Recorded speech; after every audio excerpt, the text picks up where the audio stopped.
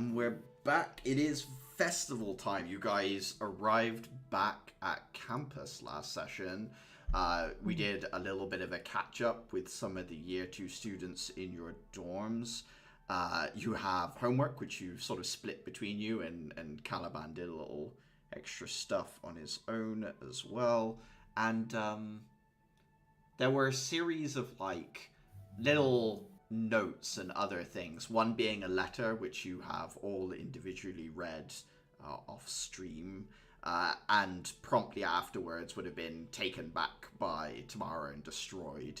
Other than that, obviously Caliban had his letter about the Clarent system and testing that, and Clara had a notice to set up a club, and they have filled in some paperwork for a, I believe it was a magical monsters club in the end, rather than a purely dedicated to slimes club. Yes, it was. So, you wake to the sounds of activity outside. It is quite early, just a little bit before 6 in the morning, but you can hear the sound of voices. There's some hammering going on, and those of you with windows that look out towards the campus, which I think actually isn't a lot of you. Most of you are on the outside wall facing towards the perimeter wall. I'm trying to remember off the top of my head, but I think it might be Dafer and Uther that are on that side looking in towards the campus. So when Dafer and Uther wake up and you kind of glance outside, you can see a conglomeration of students and hired hands setting up wooden booths, hanging up decorations. There are people assembling a fairground kind of in the center of the East Academy campus as you are woken by the sounds of this activity. What do you all want to do?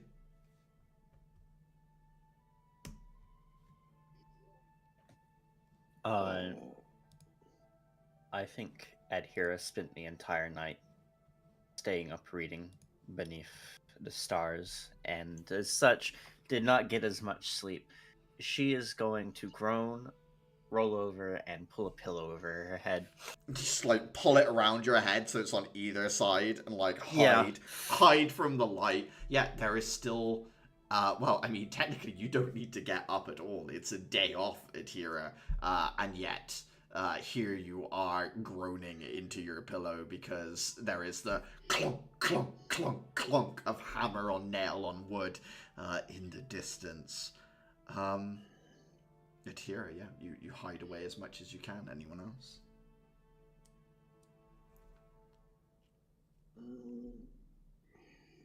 How early are we talking? 6 in the morning right now. The sun is barely up. I throw my pillow at the window. Thump. That doesn't change anything. From the inside, there's this dramatic, like, hurl of the pillow. The speed lines come off of it. It flumps up against the window. And from the outside, there's, like, yells of construction work and stuff. And just the softest as it, like, impacts into the frame and bounces off.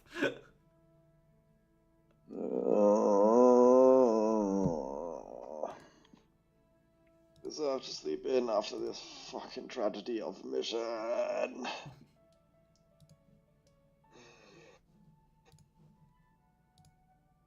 I'm just gonna give up. For breakfast. Yeah, Uther. Caliban is up bright and early. Uther, you head into the kitchen to find Caliban immaculately dressed and groomed, sat in the kitchen. Noctis is there as well and is at present sort of like pouring themselves a kind of like a bowl of porridge type thing, and he's put like a big bowl on the a big pot on essentially to warm up. Looks at you come in, Uther. Good morning. Couldn't sleep either. Not with them building a damn city out there, no. And most of it's already pre-assembled. It's just being put up, but it's still noisy. I'm going to dread when they start major construction here.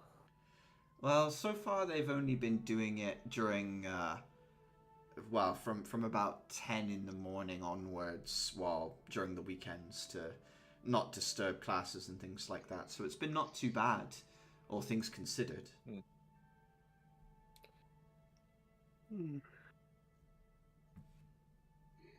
So anything Look at- interesting occur while we were away? Most people were away while you were away. While you were gone for the few days extra, obviously there was the one thing that you've already seen, but and That's and gonna get someone killed. and the news about Class 1 as well.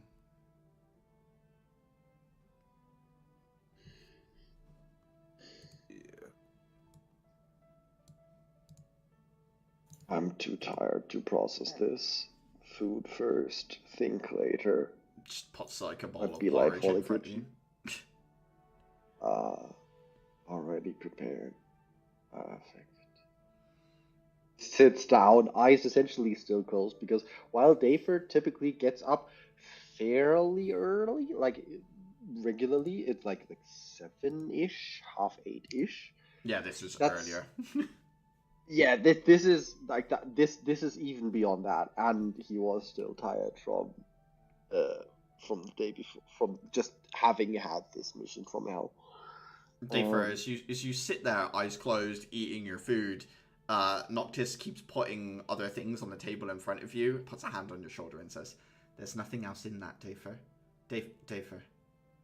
And he like grabs Oh. like small bowls and starts like pouring like extras into the porridge so it tastes like something other than just oats. He's like adding ingredients to your food as you're putting the spoon up.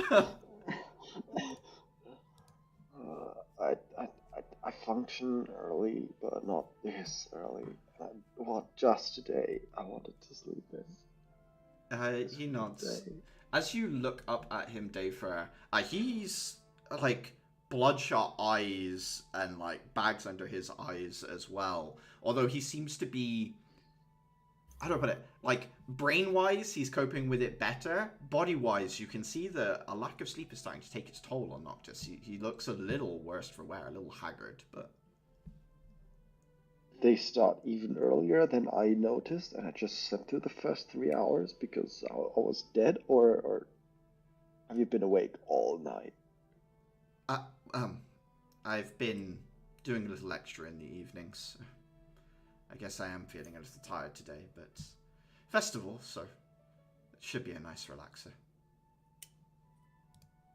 I mean, the way you look, I feel like you should basically have a thermos of coffee with you at all times, unless you want to fall asleep standing. You missed coffee this morning, I'm afraid. If you want some, you'll have to make it yourself. Contemplate it while eating. Hum hum hum.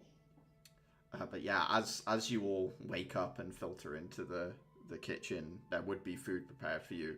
All the other students either seem to kind of filter into the room and head straight out, or otherwise have already been up and out when before Noctis even. So there's like you see brief glimpses of like Verity and other individuals, but they seem to head out to the fairground pretty quick.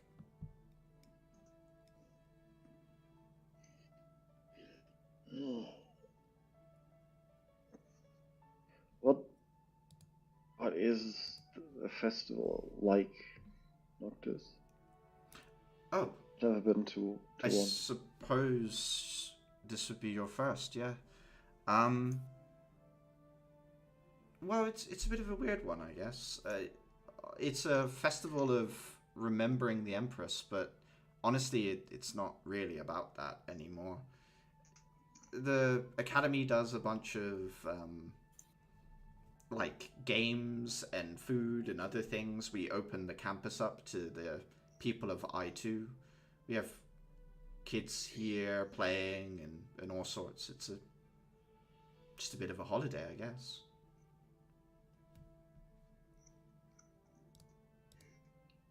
Oh, so like come do a lot of people just come in here, or is it only those interested in wanting to go to the academy? Like Like, is this actually just a cross section of Empress City populace? No, it'll just be people from I2 mostly, but a few people travel for it. I mean, Immortus also puts stuff on, and I imagine the Colosseum will have games today, and it doesn't matter where you go in the city, someone will be doing something. I mean, it's the Empress after all. It's the reason our city's called it.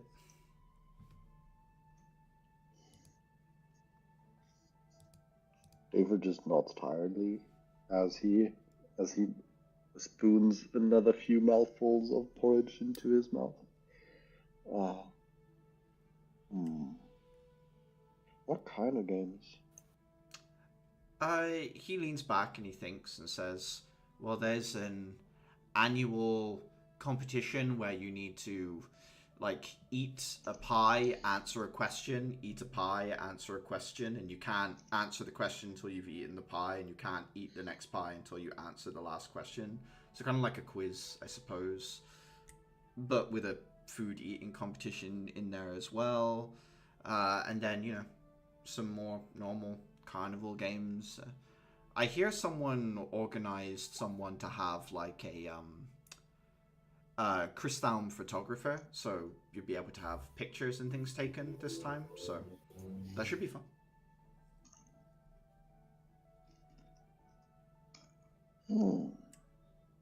Guess I'll need to do some exploring later. Who organizes these? Are they just people from outside coming in? The student council usually takes care of it. They've been probably working on it since the first day back. Some of the stuff is tradition, but some of it's new. Tradition? Like, I don't know. I Play mean, or something? the pie-ing quiz is, I think, annual since the East Academy's founding. That's a tradition. Yeah. Now, if only we could pass answers today from these focused on the pies. He laughs and says, I'm not sure I'd be into that too much. Like, that does not sound healthy. I'll be honest, I think Delphin's got it. The man is a bottomless pit, and he's smarter than he looks.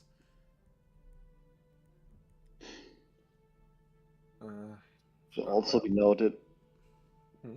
Should also be noted. It's not like I eat an absolute ton. I just very carefully pick out the portions I eat. True, I forgot that. Your brick wall. Adhere is probably hollow. Probably. While that is true, she also weighs like, I don't know, 40 pounds soaking wet. So I'm not sure you can fit too much in I'm there being either. body shamed again. I am not I was shaming. actually I am just saying. Actually just an honest assessment on like how would you put away like a massive amount of food. And Noctis like leans honest back and assessment, I says, would not. You'd be surprised. It's not about physical space sometimes. A Delphin isn't huge. Oh, Delphin has the burn rate from what I can see, given he apparently can put away. Noctis shrugs and just says, I think Adhero will have other distractions today. This festival has another meaning for certain groups of people. Well, we best give her the necessary space then. He shrugs. We'll see. Anything we should know to avoid social faux pas then? He thinks for a moment, says, nothing that you probably wouldn't not do any other day. Alright. And if there is an extra one, then you let me know what it is when you find it.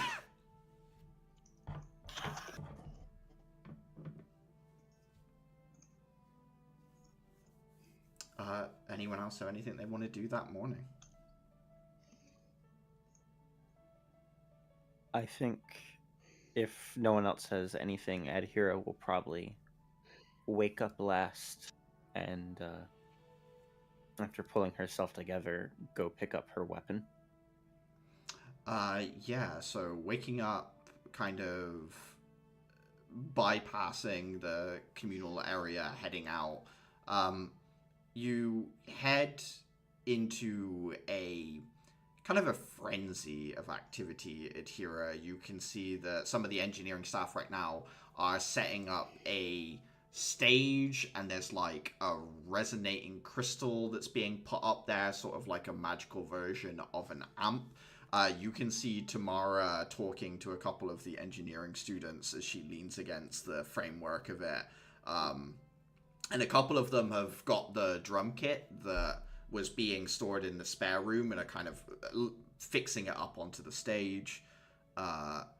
You also see Mistel Draken. She is in the center of about 4 or 5 like hired help individuals, like handymen that have kind of been hired to assist, and she is micromanaging the hell out of them, putting banners up right now, like stringing up these signs. You can see one of them is like a booth label for it's just got the word sage in all caps across it, and she's trying to get them to center it so that the letters sit perfectly either side of the midpoint of the object it's being hung over right now.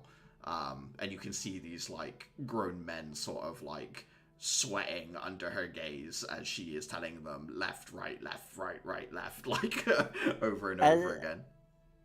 How much pull does her family have? Are you asking someone, or are you I'm trying to recall as a character. You know that her father sits on something called the Stark Assembly, which is basically the Dudukop government, and her mother invented Ambaric technology, which is the shard stuff that Dafer has been fiddling with. I roll my eyes. You also remember that she lost a teammate not a week ago. I was thinking about that. Is Kale in any of this mess? You don't see him, no. He is the one she would have reached out to for, let's call it Tyrrhenian solidarity. You can see Amrita, who you've kind of briefly seen before. She's a second year that stays in your dorms, but she's so busy that, like, when you first got there, she was helping train peacekeepers in how to use shells, and she's on the student council as well. So you can see her. She's currently helping to assist with organizing stuff. But apart from that, as you look out, you see mostly like support students, and you see some third years, but they're more like almost like on security detail. As you're looking around, you can sort of see them patrolling the grounds. She would ask herself why we would need security teams, but after the last time with a dorm room burning down, I don't think she'll question it. But she'll wind her way through the crowd to get to Tamara. Mm-hmm. She kind of spots you coming, and she's currently sort of in conversation with a few people about how to wire certain things up. But as you get closer, she turns to you and says, Adhira, you okay? Yeah, I came here to pick up my weapon, but seems I'm stumbling upon something bigger. I think most of the engineering staff stayed up late to finish off certain projects. I'm sure your weapon's probably in your... There should be lockers here. One of them must be labeled for you. Kind of weighs the woman and the big setup that is being constructed. Are you playing tonight? Yeah, I am. I'll be playing solo for a bit, but later on a few others are going to join me for during the day I'll just be playing some guitar, but late at night we'll do a bit more of a concert type thing. concert with singing and dancing? There will be music. I will sing. You can dance. Yeah. And when will this be starting? About. When it starts to get dark, most of the the kids and families will go home, but a few a few older people will stay.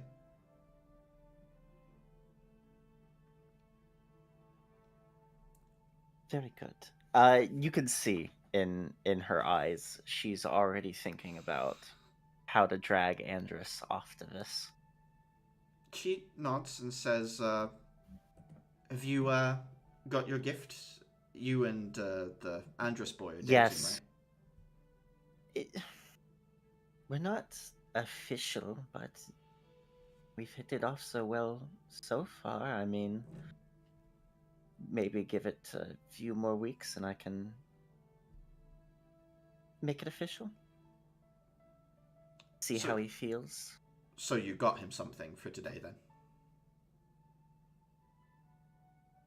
A pause, a silence. I'm supposed to get him something? I'm sorry, I don't know this today very well. It's well, it's in memory of the Empress. I mean, this whole settlement, it was only really founded because when she passed away, the Emperor was so heartbroken, he built so many monuments to her. People tend to treat it as a bit of a romantic reason to give each other gifts.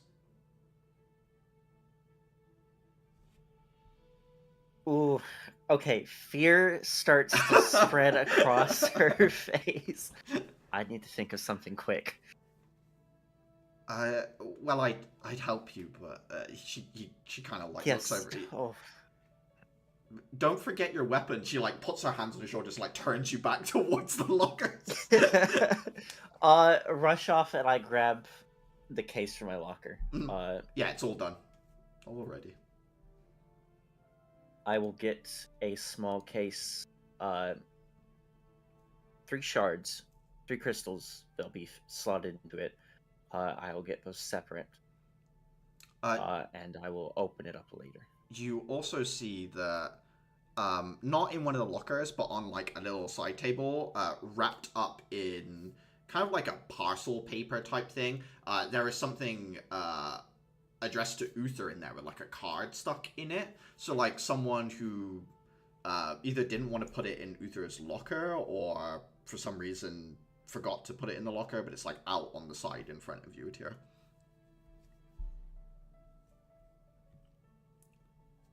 I think the question is, would it be nicer to bring it to him or to leave the surprise there? It's about the size of kind of like if someone wrapped a brick. It's kind of like that shape. It doesn't feel that heavy if you nudge it. She'll bring it then. She'll bring it back to the dorm. Okay. Bringing it back in, Atira, you walk in, weapon with its case, small parcel in hand. Is Uther up? What is he up to right now? Probably reading. If he's been forced up early by the construction, so he's probably reading that the book on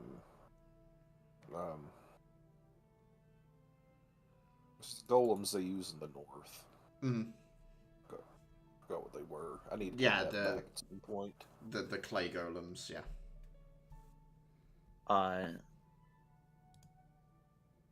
She approaches silently, doesn't say a word, but you can definitely hear her footfalls getting closer. Stops, sort of standing over you, and just wordlessly hands down the wrapped parcel. What's this? I think you might have an admirer. This was in the lockers, addressed to you.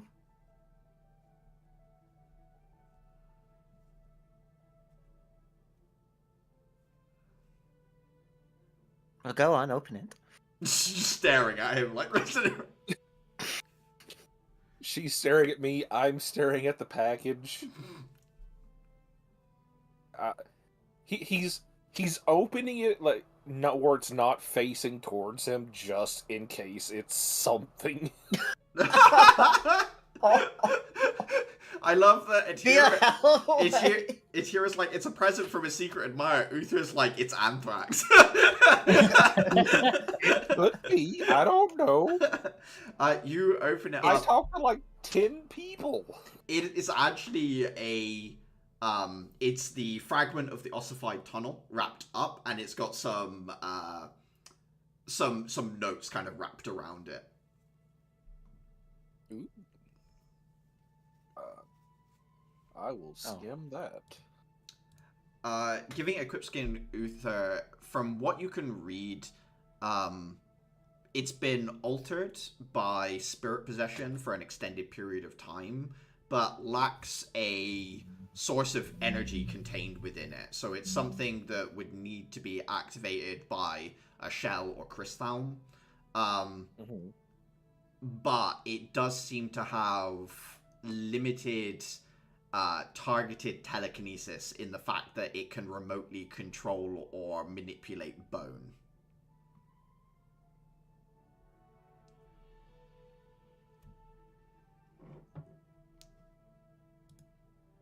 Well, that's horrifying.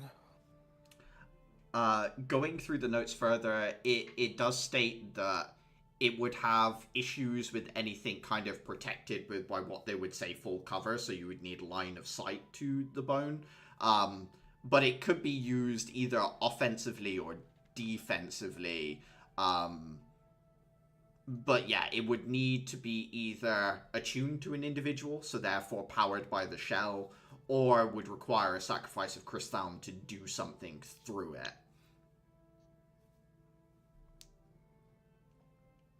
But that's their, like, initial assessment of what it could possibly do, as opposed to anything deeper than that. Gotcha.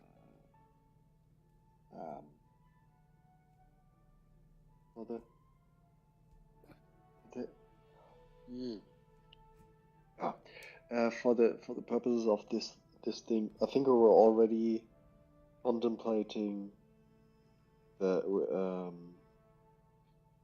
skeletal dragon horn stuff that can be done with weapons. I think it can The like claw. give the siege property or so, the claw, right? Yeah. Is that does whatever like does the material of that claw fall under this bone property manipulation thing? Yes and no. It falls under... Sorry, no.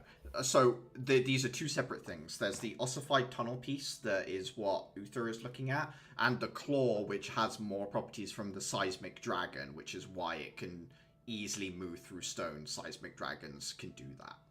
Huh? Okay. But I don't think anyone's gone to the engineering students to say, I want to use it. I want to use that claw for this. But also, Dafer, it sounds like a lot of them are busy today anyway. Occupied, yeah. I mean, it's mostly a thing for the future. Mm-hmm. There was mostly a matter of, because I think we already just talked about like, okay, who could make use of this and for what.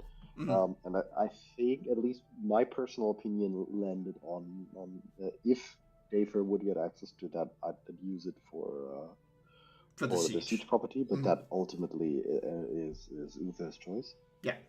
I mean, the claw I specifically put into like public pool, basically. Like, I don't think if anyone in the group wants siege property or whatever else it could potentially do, have at it. I was greedy and kept the horn, though. Check. I was mostly just wondering if whoever ends up with that fragment and makes use of it, if I don't know, they could combo somehow with claw enhanced gauntlets or something. So the fragment would allow someone to remotely manipulate the claw, but the big thing is it depends. Whether that's useful. Yeah. It's a big old it depends. So it might make more sense if you have, for example, bone arrows or Mm-hmm. lace the chakram with bone. Mm-hmm. that Clara has. That would be my Yondu, Guardians of the Galaxy, the bone dart. There is one of the keywords does imply that the material it uses is bone. Yeah, that is What? true. Who? What? That Wraithbone. Clara's? Wraithbone, yeah. So you could. Oh fuck! As in, You could Clara throw already it has again. bone in hers? No, I don't have any, but I have wood in mine. I think the Adhira's shell maybe does, but yeah. Sigh. But I mean, in some weird sense, well, no, shell's more like chitin than bone. It's not true, yeah. But yeah, you guys sit and discuss the results of that for a little bit. I thought it was going to be someone who is pining for you. It turns out to be just research. What do you mean just research? We just found out that apparently we can remotely control bone with this thing. That opens up so many interesting possibilities. And wonder- I will not be around for that conversation. I've had enough bone bending for 1 month. Understandable, but now I have a horrific hypothetical. Do I want to listen to this? When it says Of line course of you do. sight, does that mean it needs to be out of a body, or can Yes. you line of sight someone's bones? Okay. I I was would wondering if you could remote control their bones from. Cut open their skin. I would argue they would need a nasty break for you to be able to manipulate someone's like sticking out of the leg sort of bad for that to be a thing. Yeah, you need line of sight. Gotcha. Okay. If you also had something that allowed you to see through skin, like an X-ray ring, I might allow it, but yeah, not so much. Fair enough. I feel I'm like sorry the- that Your ray I haven't of acquired sight. any secret admirers for you, Adhira. Well, today is the day for gift giving, so I have to go find one of Andres's teammates and see if they know anything. You pick up anything neat while we were in the other town?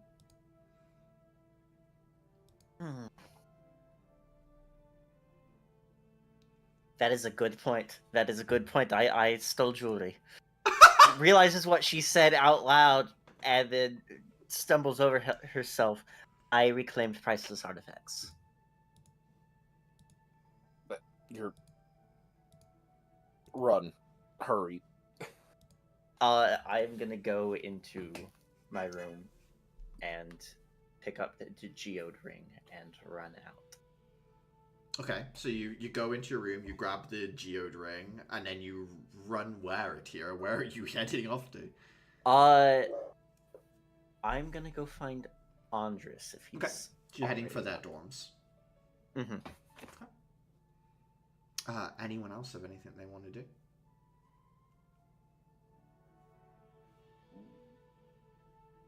I would say at this point, it's probably closer to like 8. The gates to the academy are starting to open up, and a few very eager individuals are here. But you can see everything's been sort of set up and assembled, and people are starting to man different booths, and things are starting to get underway at the festival. So if you wanted to look around, you certainly could. Adhira, cutting through all of this just as the gates are opening, heading towards the dorms, you see Andres at present sat with about 30 or so individuals from the support classes with small boxes and bundles of gifts, trying to hand them over to him at present. The poor boy. You see him like thanking each one, and then the next person sort of pushes the next one out of the way, and he's like apologizing for have not gotten anything for them. He didn't realize this was going to be a thing, and he just, each one in turn, you can see his skin tone glowing a slightly brighter red as he has to apologize again and again. I'm going to approach. I assume he's sitting down, or is he standing? He's like sat on a picnic bench, with his like feet on the lower on the actual picnic bench seats with him sat on the table and is taking each present and like putting it off to the side, either side of him, so that the table is starting to fill and he is surrounded by people as you approach Atira. He's sort of cut off from escape. I'm going to walk up to him and see if I can squeeze past the others. Give me an acrobatics check. As delicately as possible. Adhira, as you try to squeeze in, one person shoves you, another person stamps on your foot, but passes it off as an accident, says sorry to you as they, like, shove their foot down, and you get ejected back out of the back of the bundle after trying to squeeze through delicately. I will not use Terminus. I will not use Terminus. It would be so easy to, though. I could kill all of them, you're right. I was thinking more of, like, the ghostly arms extending past them and then, like, parting them to the side. What's that? Kill them all? Green Goblin, no. You see, already with this, like, big fried churro and a pot of, like, some sort of chocolate dip, just, like, dips it into it, munches the end of it. You see Chiruru kind of turn and look at you, bright red hair, and say, back of the line, huh? And then just, like, munch. Is there any way I can catch Andrus's eyes to the crowd? Are you asking me, or are you asking, who are you sort of, are you thinking? Or... I'm asking you.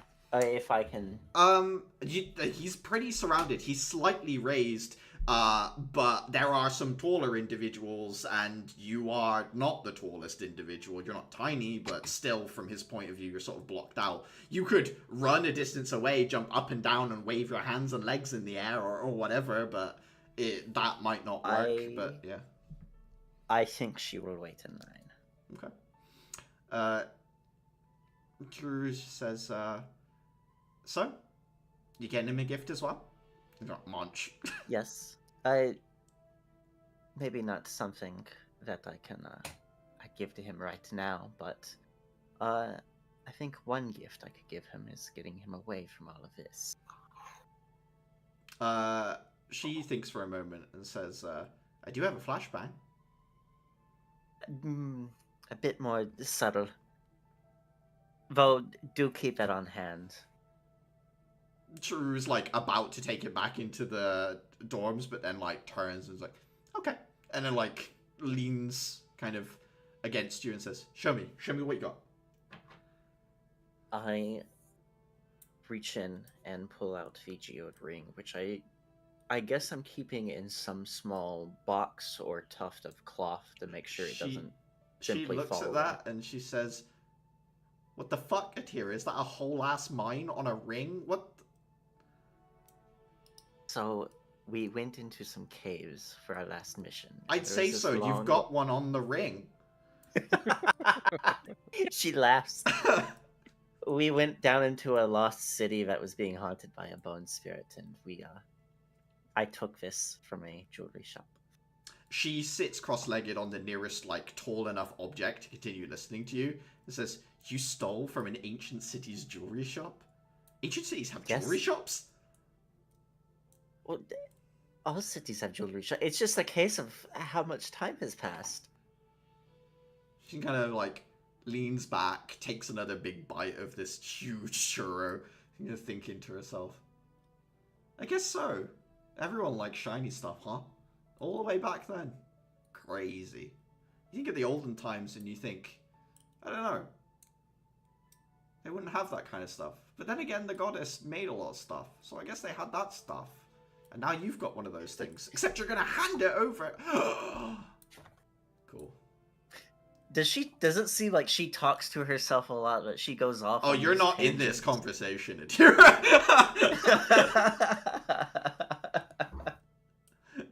She's like really interested to hear your story, but she's not so interested in a conversation in some sense as well at the same time, Atira. She's interested in talking and you talking, but not conversing. You're physically present. You're not conversing. You are inspiration. You are being talked at. It's like Twitch streaming your train of thought. Chatter we cooked. Listening to her kind of chatter on, you don't realize it, but time is passing, and eventually you do hear Adhira, is that you? I turn around. There are a few glowers, and like Andrus with just an arm full, like just like arms around like packages, basically, with his like chin on the top to like hold them steady. Hey, there's this booth I saw earlier. Do you want to go check it out? You throw stuff. I would love to. And I'm going to, instead of extending a gift, I will extend a hand. He, like, holding all his packages, kind of, like, turns, like, puts elbow towards you and says, let me drop these off first, and then, like, heads towards the dorms. And as the two of you head away together, you hear softly from Chiruru to the other people gathered there, it's like, tough luck, girls. Like, just sort of, like, commiserating them, shaking her head as she munches. I'm not gonna taunt them. Me as an evil person, IRL wants to taunt them, but I won't. It's fine. You can smugly grin as a smile as you walk away. I'm going to get you stabbed. Andrus dropping the gifts off in the dorm room kind of looks at you sheepishly and says, sorry about all of that. I should have known something like that would happen. Yeah, I only just really found out about this festival today. Right, and the whole gift-giving thing, I mean, it's a bit much, right? Yeah, I think it's better to enjoy another's company. For sure. Do you want to go check out some of the booths, then? Yeah, you mentioned something about throwing? Yeah, there's this thing, and, like, he kind of peters off as he walks with you towards some of the fairground games. Anyone else looking around in particular, looking at things, or?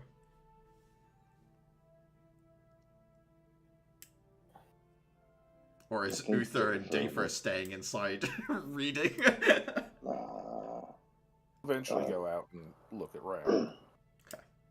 Yeah, exploring as well. I think Uther and like Dafer would just tag along with Uther at that point.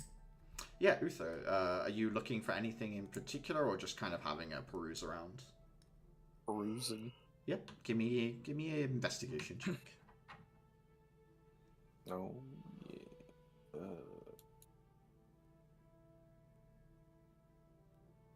Okay. Shit. You see a bunch of different stalls. There is a booth where you throw things and knock stuff over. Usual sort of grift in a sense. If you knock over a certain amount of things, you get a prize or a present from it. If you don't, then you can transfer some crystal to like try again. So everyone gets one free go, and then every extra go you have to pay for.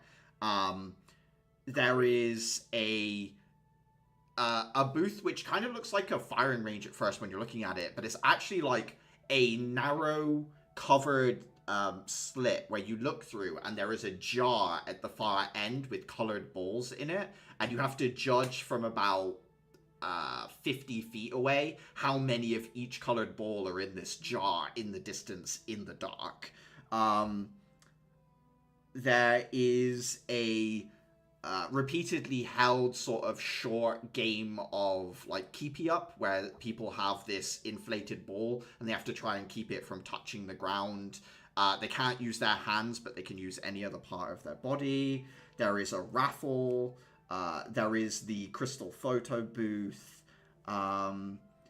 You also see them setting up the big stage for the what they call the Sage competition, which is the pie and question competition.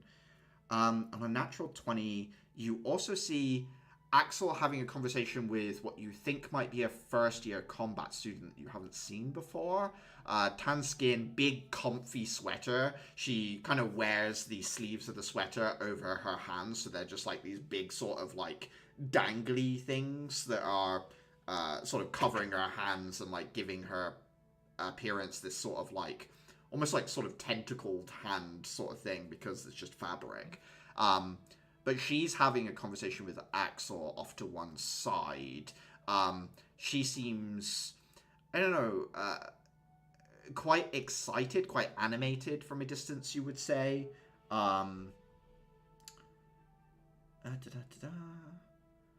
You also see that there are like play areas for children, little like puppet booths and stories, and you can see Seth doing face painting for some of the children as they're sort of in a line and he's painting each of their faces as they come up to him.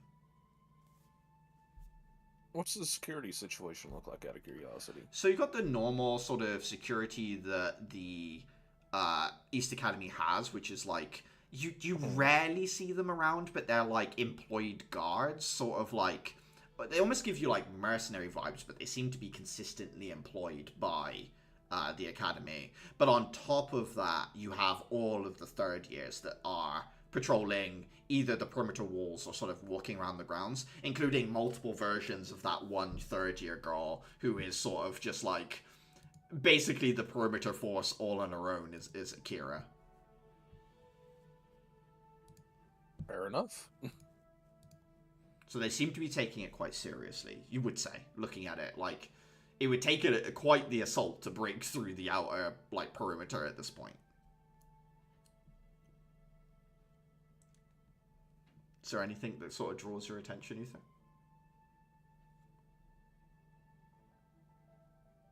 Oh. What do you think, Dafer? Think it's all rigged? I mean,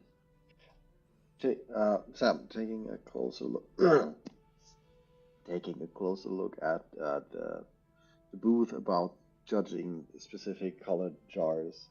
Mm-hmm. Sorry, Balls balls of in a a jar. specific color in a jar, Yeah. in the dark. As in, like, you don't get to see the jar at all. You just need to guess. So or... you can see. Imagine it's like an enclosed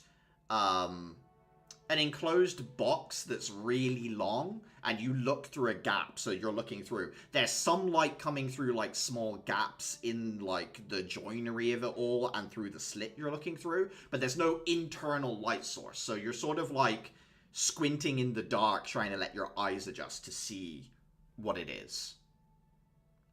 Mm-hmm.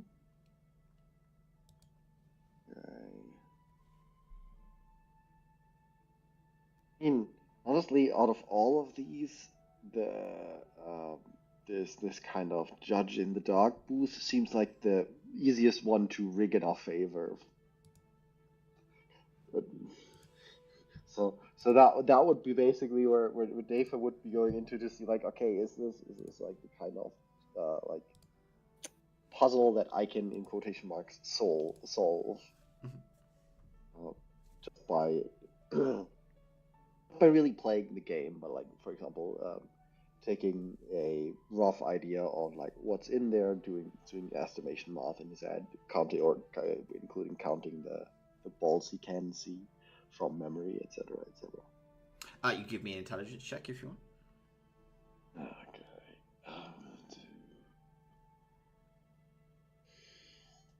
Intelligence. That's there. Looking at it, as you look in there, the test is designed in a little bit of a tricky way in that when you have low light vision, you can't see color anymore. So it's kind of put in a way that when you're looking through and you kind of like, because you naturally want to get very close to the slit to like see it because it's further away, but that reduces the amount of light in there. You actually give it a bit more distance, and as the light spills in, the color of the balls is sort of more highlighted to you. You're able to more accurately guess. You write down your guess, and it is put to one side, and depending on who or how many people are correct, a reward will be given to those that are.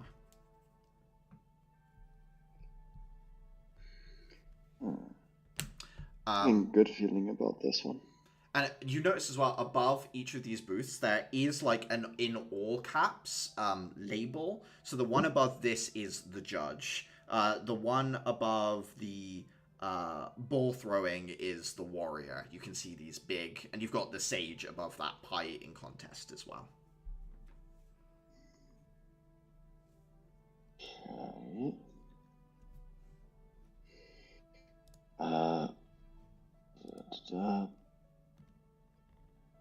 Out of curiosity, what kind, given that I've not been here at all, like this is an entirely new culture from what I can tell.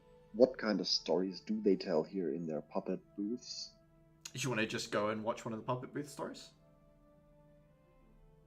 Yeah, I think that would be interesting, just Yeah. to get like an idea of what gets proliferated here. Tells a story. Okay. You see Dafer go up and take a guess at the judge thing, and then seems to show interest in a puppet show. Is there anything in particular you'd like to have a hand at, Uther? Sorry, I'm being messaged right now. Okay. So there was that guessing game. Is there anything that Uther wants to try or have a look at? There are other labels. So I mentioned there's the sage, the warrior, the judge. There's the keep you up game, which has the witch above it. There's this raffle that has the merchant. And then the photo booth has the emperor and empress above it in like big capital letters on these banners. I'm sorry, what was that? What's with the banners? Give me a history check. Nerd bullshit. Go. 24. From some brief osmosis, these are terms you've seen around. You know that some of the train lines, for example, are named the sort of like the warrior line and the sage line. The sage line sort of connects most of the central districts to some of the observatories and the library, and that grand central terminal, the Crystalm stored knowledge thing that Elias mentioned to Idhira a couple of sessions ago with the first ever like Crystalm sort of like archive in a sense. So from what you can tell, Uther, these are either like mythological or important historical figures to the city. You don't know exactly all their stories, but they seem to be held in a similar group as the Empress, so they could be from a similar time period, or maybe they share stories with the Empress. I would also say the witch came up before, because there's the one EK known as the Last Witch. The witch is an individual from history that could recharge the goddess's like inventions. So like, you know, like how staves have charges, but now they don't regain them. Unless you like use Crystalm to recharge them. The witch could just do that. She could recharge these artifacts. So maybe the others have sort of similar sort of abilities or stories that made them important in the past.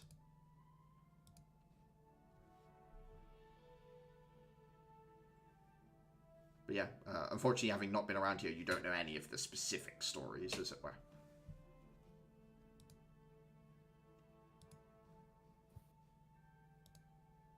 What did you say the witch's game was? It's the keep you up game where there's like this ball, but you're not allowed to use your hands. You have to use other parts of your body to keep the ball in the air. Okay.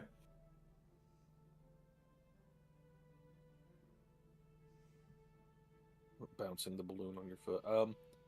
Yeah, kind of. I think just for simplicity's sake, I'll go right now and check out the whatever the throwing game was, and seeing if I can work out the gimmick there. Yeah, Uther, as you So arrive it's there, always a gimmick with carnival games. you see Adhira and Andrus as well, sort of heading over to the booth as you arrive there, Uther. Are you sort of like investigating it to see if there's some sort of like, if some of them are like glued together or something like that? Is that the... Yeah. Yeah, I think give me a perception check, because you wouldn't be able to actually physically inspect anything in this case. I'm sorry, what was that? A perception check, please. I like how I tell someone to come up later, and they're like, okay, I'm coming now. Uther, you're looking, and you're like, maybe they're you're just sort of like staring at everything, but you're not seeing anything obvious. You're like, maybe there are magnets, maybe it's glue. Who knows? It could be crystal gravity magic holding it all together so it won't fall. You're like just staring at it, like going deep down the how could you rig one of these game holes, and you sort of like lose yourself in how would I do this? Like, what would I do to get away with this? Is just sort of like staring at it. I think I'm going to like have that mental spiral for a few seconds, eventually just like shake myself out of it and just throw the fucking ball. Give me an attack roll, dexterity based, as if it was a weapon you're proficient with.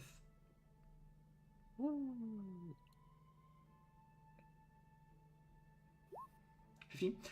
You knock over a few, you get some, like, good hits, knock over some of the important, like, more back ones, but in the end, like, you're used to throwing this, like, metallic star. The way this ball moves is way different to that, and you notice, after throwing a few of them, actually each of the balls is weighted differently. So your first throw, you throw a bit too hard, and then you sort of slow it for the second one, only to find that the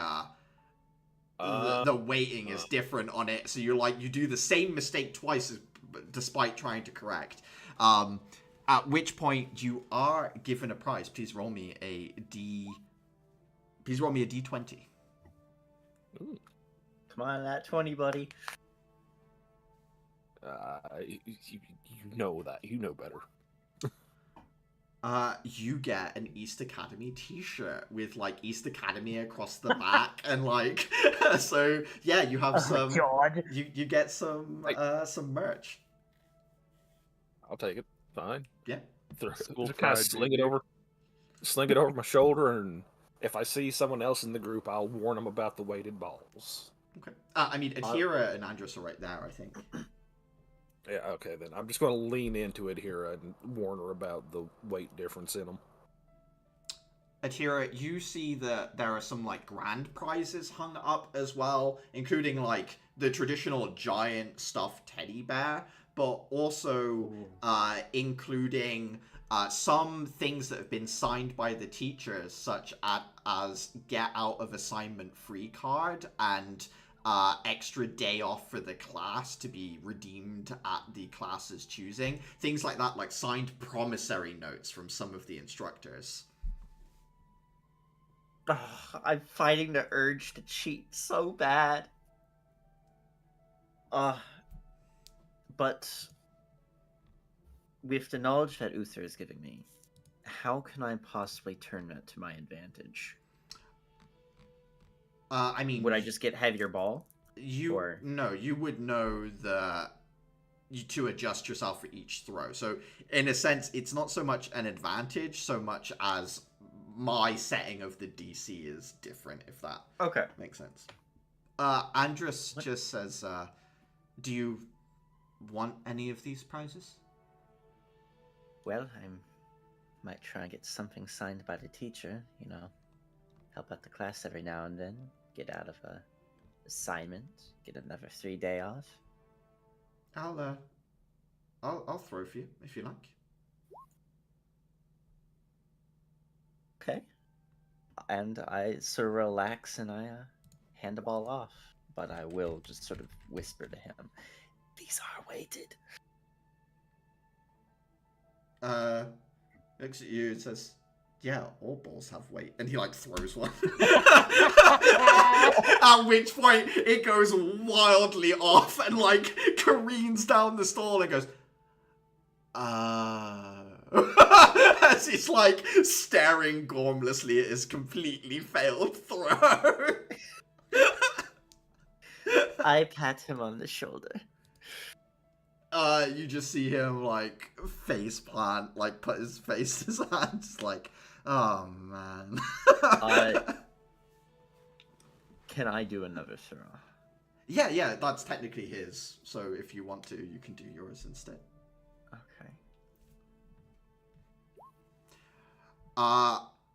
Adherent, you throw, it bounces from one target to another, clink, clunk, clink, clunk, clunk, clunk, clunk, like, just rebounding all the different targets before it, like, finishes.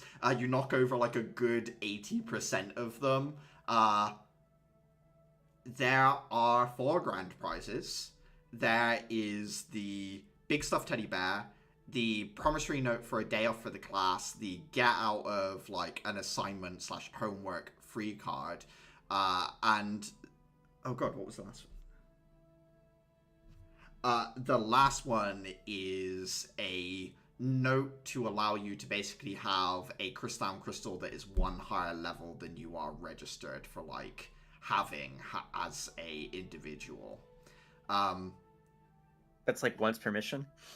It's sort of like, when you go on field trips, you can take a 4th level crystal. Oh, for every mission or just one? From what you can see, it seems to just be a thing that can be assigned to you as an individual. Obviously, if you abuse it or whatever, it will be taken away from you, but I don't see any reason they'd be like, you can do it once. I think I'll take that one. You want the crystal one? Okay. You take the crystal promissory note. He Andrew says, incredible throw. Thank you. I would like to think I got lucky. She's going to give him a wink. I think there's a moment of, like, not recognition and then, like, a slight embarrassment but laughter. Not long after you've thrown, it's the 3 of you sort of hanging out near the booth. One of the other Class 1 students, Sigrid, who I think one of you sparred with before or, like, did unarmed combat with. Dayfro was you. She kind of comes up, looks at the ball, looks at the things that are stacked up, and then sort of nods to herself and says, I think I get the game. And then throws the ball as hard as she can at the actual structure of the booth, rattles it enough that all of them fall over, and then takes the big bear and then just, like, walks off with it slung over her shoulder. I never thought of it like that, but That's what I call unorthodox problem solving. That woman is fucking brilliant. She wanders off with her large, earned stuffed teddy bear. Caliban, Clara, do either of you want to head to any of these things as you're sort of looking around?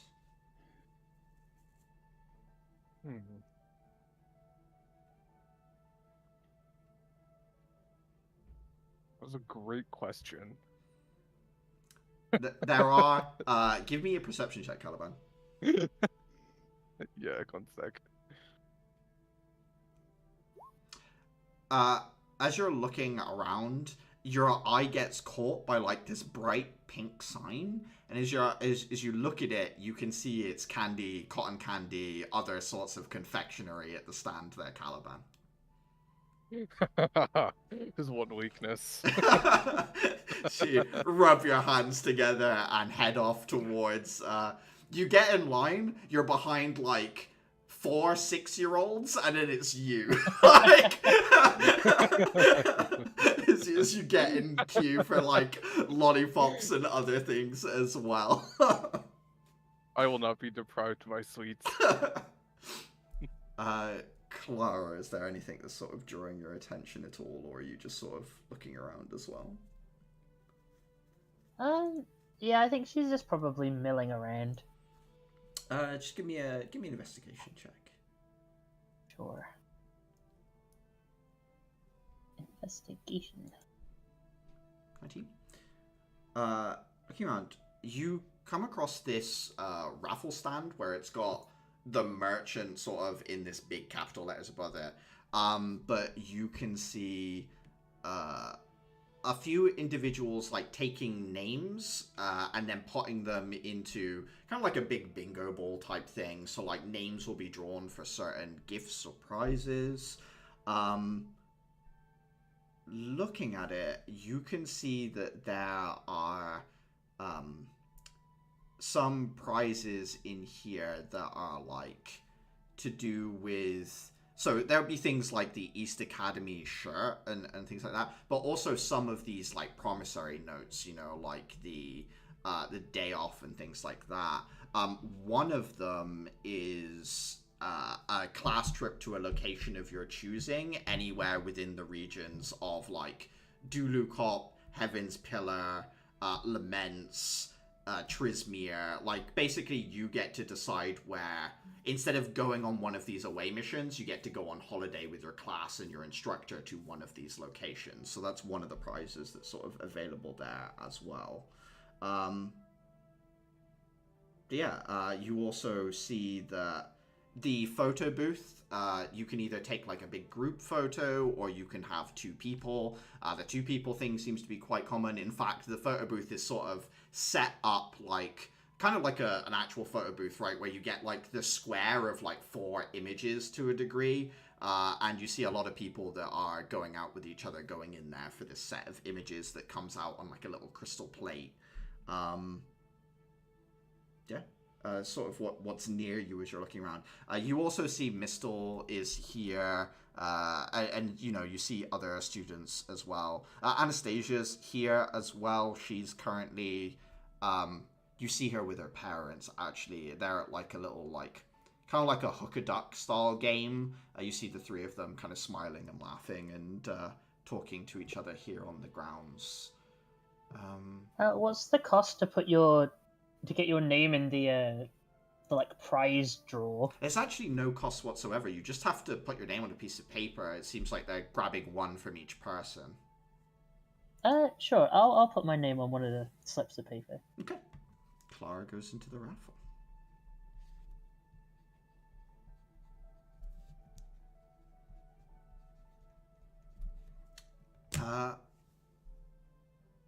Caliban, you get to the front of your line eventually. What are you after? Are you after like big cotton candy bloom, or is Caliban like, I'll have one of everything? There are the lollies, like lollipop type things. There are some chewable or like gobstopper candy things as well. Some gummy worm type things like that. He's gonna grab a couple lollipops and a cotton candy. 2 lollipops and a cotton candy stick, yeah. Caliban, you grab this like huge, tall, almost like Marge Simpson's hair, pink, like cotton candy stick thing. And then 2 of these big swirling lollies, you know, with like the colors that go around from the outside. They almost look like, actually, I don't know if any people other than Samara will get this, but they're like rock candy with that sort of like color pattern on it. Oh god, I love those. Yeah. What candy's a thing? Oh, you guys have it over your way as well. Okay, I wasn't sure because I only associate it with Blackpool. Like that's the only place I sort of think of it for. So I wasn't sure if it doesn't feel like Blackpool is a place that you would export the candy of. It is a clump of crystallized sugar. Do you think the Americans don't have that? True. I feel like yours is probably sweeter somehow. Oh god. High fructose corn. It's probably high fructose corn syrup. just solidified We into also a tube. do it in a bunch of unnatural colors too. Oh yeah, so. yeah. No, yeah. I mean, unnatural colors is its natural form, I think. So yeah, Caliban, you step away with this huge cotton candy and other things like that. As you're looking around, you do see Richard Duval and Leanne having a conversation off to one side. There seems to be a booth here of like temporary crystal tattoos, like things that you could like put on a kid to give them like minor magical powers for a few hours, like the ability to cast like little like firework illusions with these like slap-on sort of like crystal tattoo type things. But they're over near the booth. Give me an insight check, Caliban. Insight. Okay. They are both wearing very professional faces, like both wearing that sort of like mask. But you can see Leanne is a little angry. She seems to be scolding Richard actually. Although like off to one side, and it's not like obvious. Like people looking at them would be like, oh, those two are yelling at each other. But having seen Leanne talk so many times, and she always has this very pristine look about her. There's like one curl of hair out of place and this like slight flushing, and you can see the eyes are just a little bit wider. There's like this like slight undertone of animosity to her body language, and Richard seems to be holding his ground, but at the same time understanding of the fact that he's receiving a scolding. Am I able to get close enough to like maybe listen in without them noticing? Yeah. Give me a stealth check with advantage, as there is, a milling of a crowd. Although, Caliban, you are carrying a bright pink stick, so, like... Of course. with your silvery hair. I would still say with advantage, because you're not the only person carrying cotton candy. Jesus, guys. You get in close enough, and you hear Leanne say, "It was reckless enough of you to use the injection. Those aren't common. And yet, Caliban is away for an extended period of time, and now you recommend him for the Clarent tests?" Richard just says, "He had no adverse reaction to the new shell we given him. Every other user has torn themselves apart. People were breaking their own arms just moving them. He's more than ready." You hear Leanne reply, "It is the fact that he is capable of that means we shouldn't be risking him on proving other products."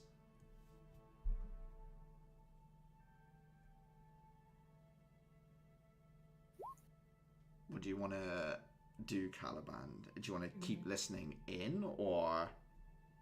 I'll keep listening in if there's like more useful stuff that I'm gonna hear. Give me a perception check. Alright, perception. Yeah. You hear Richard kind of softly saying, "If you're going to be using my Clarent invention for purposes that you promised me they would not be using, then I at least want them properly tested. It was supposed to be a prosthesis." And then the two of them kind of slip further away. Okay. Interesting. And Uncle are fighting. Oh no.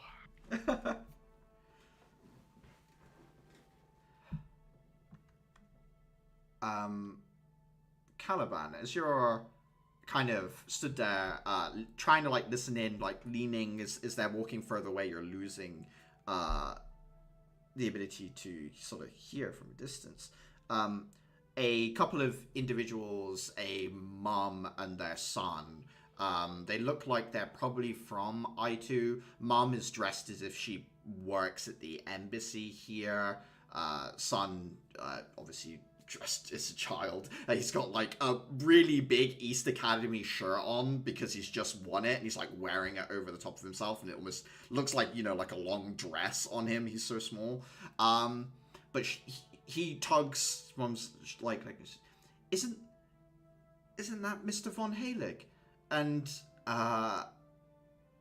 Mom kind of says, "You're right. Although I guess it would be Lord." She comes up closer to you and says, "Would you mind signing my son's shirt?"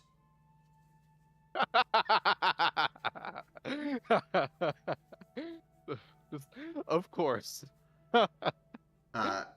Someone nearby kind of like hands you a marker pen they were using for like writing down people's names for certain things.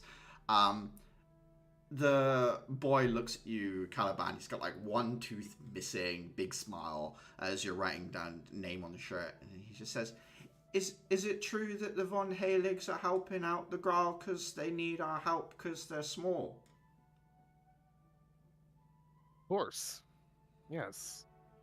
Mom sort of says, I saw that in the newspaper. Sorry, I guess my husband must have been talking to my son about...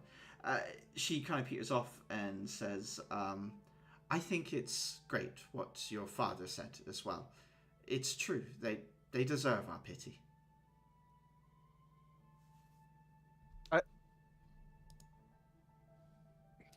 Just Caliban just like remains composed. It's like, of course. Smiles, picks up her son and kind of points at the signature and says, remember to thank Mr. Von Halik, Lord Von Halik. Thank you, Lord Von Halik. And then, I just like sort of like, I was like, please, just for today, it's Caliban. And like the kid like gasps and like looks at his mom as the two of them walk away smiling to each other. I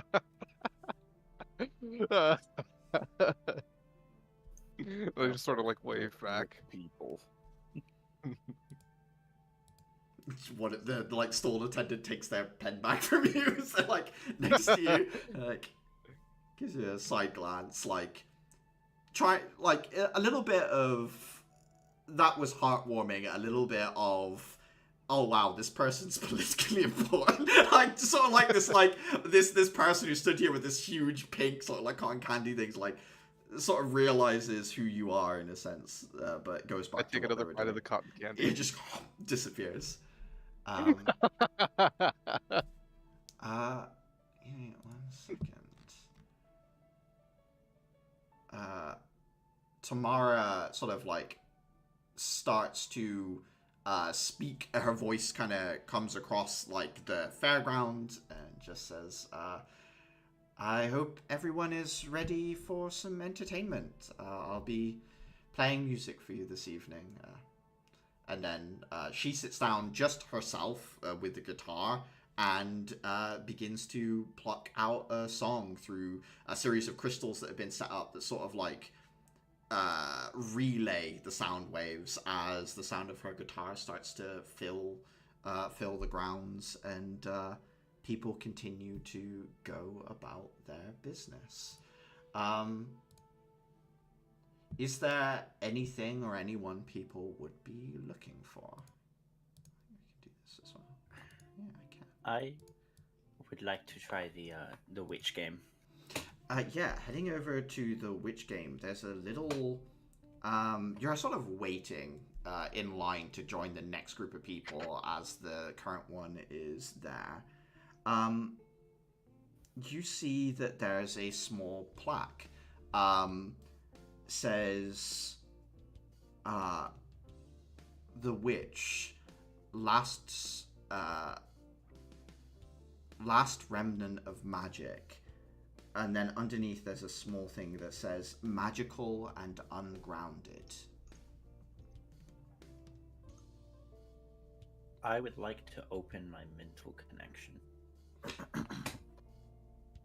For the first time in a while, you sort of like open this connection up. You feel Terminus there, but you also feel that they have this like reticence in them. Not towards you in a sense, they're not like angry at you or anything like that. They just, you feel like they're kind of punishing themselves a little bit. You get that feeling at Hero, like I don't deserve to be talked to right now, but at the same time they're not pulling away.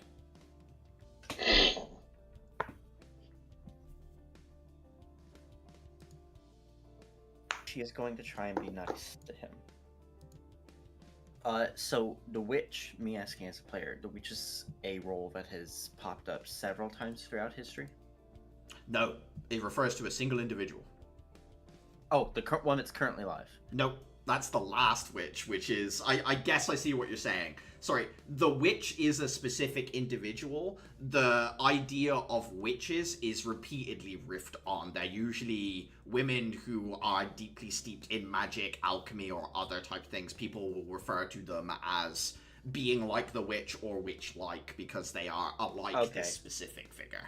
I just didn't know if she was, the next Hokage or anything. No, In although a long line. like spiritually perhaps a successor of the legacy, despite not being. Yeah, fair enough, but yeah, still very distinct. Did you know her? Did I know who? The witch. Did you ever, well, maybe not meet her, but did you ever know of her, see her?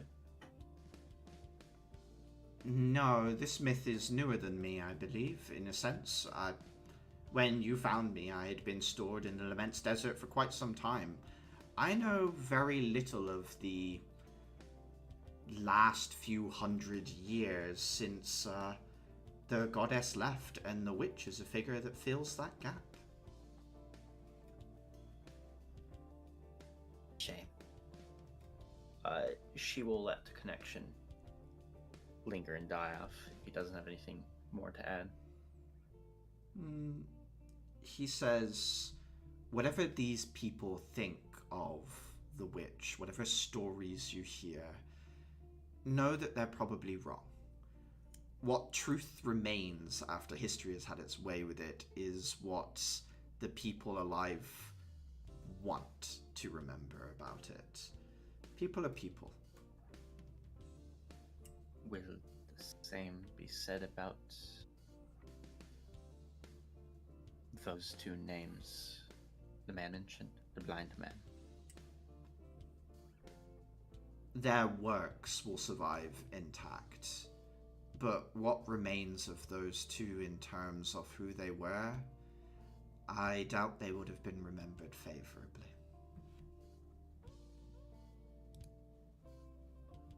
I see. Anyways, this game. Yes. I have to bounce it up without using my arms. Yeah, so you can use, well, not your hands. You can use your elbows, you can use your forearms, and you can't carry it. You have to hit it, and it has to go up into the air. You have to keep it bouncing. Like the game kids play with balloons, but you just can't use your hands, and it's not like a balloon. It's more like a football, really. Can I use one of my astral arms? Not subtle, I would say. Oh, I mean, like, would they allow it if I started to use its elbows or... I would say that casting a spell or using a magical ability would probably be faux pas in terms of what is intended here. You can do it, Adhira, but looking around, there are some children here, some like adults. Like, you're not in the Olympics, as it were. Like, but if you want to, you can certainly very much win. I think I will do it not to win. Like, if she scores well, she won't take any prize. She just sort of wants... You want to entertain more than anything. Yes. Give me a performance check with advantage, Adhira.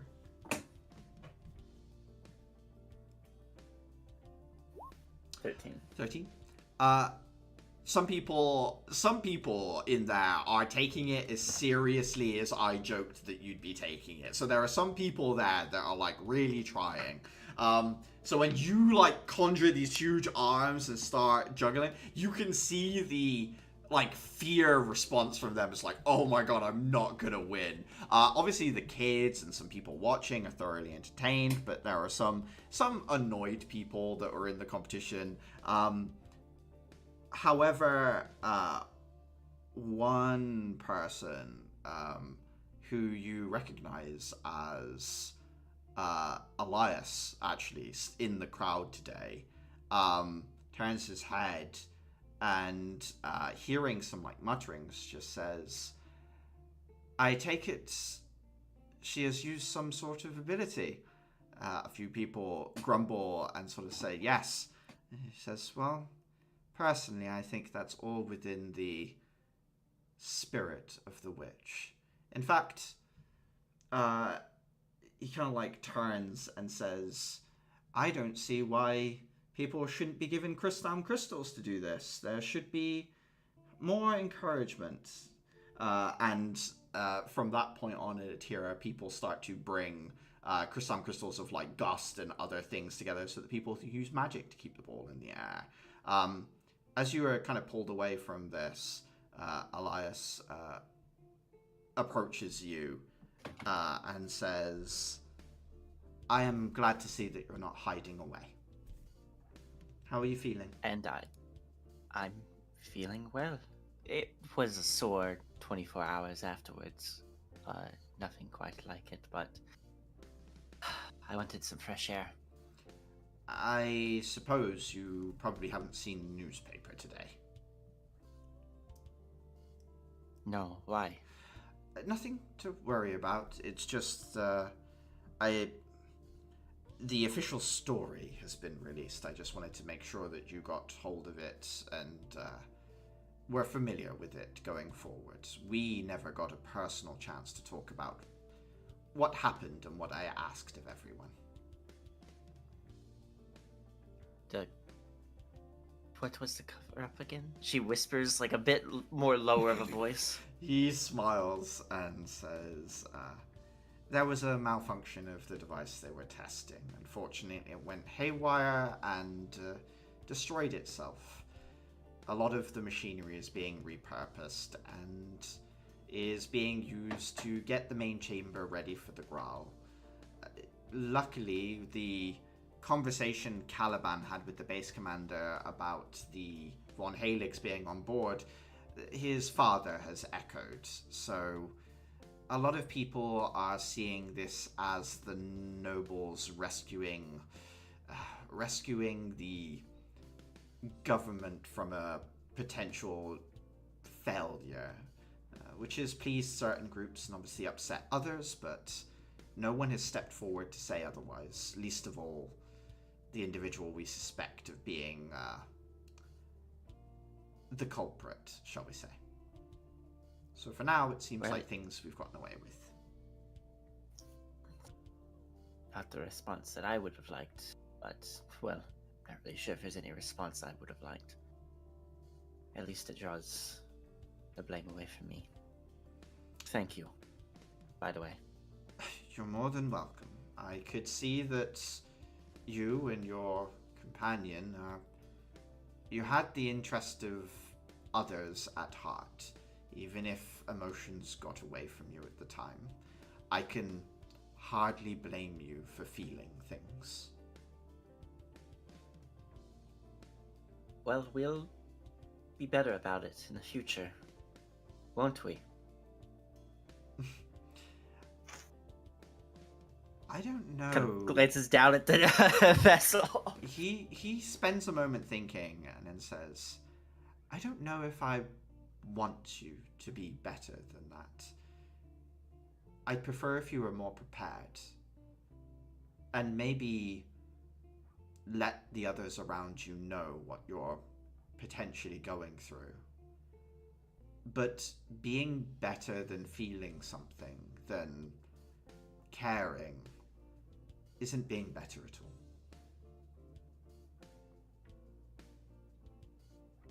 That takes the street urchin girl off guard.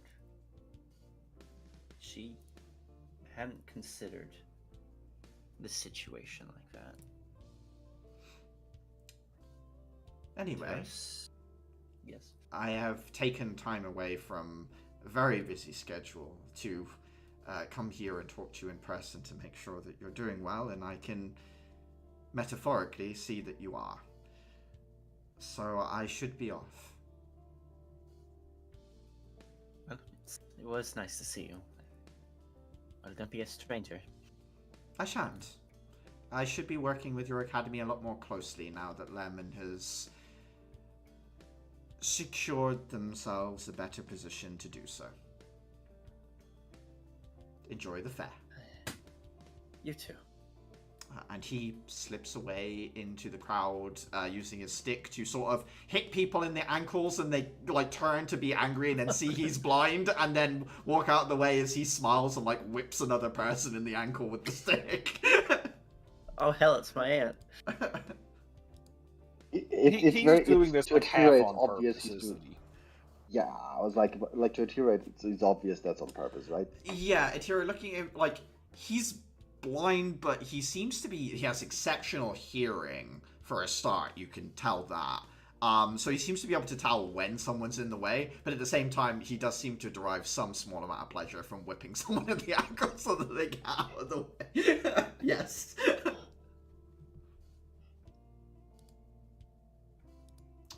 Andrus, having seen the two of you talking kind of closely, kind of kept some distance. When he walks away, kind of walks up to you and says, "Who was that?"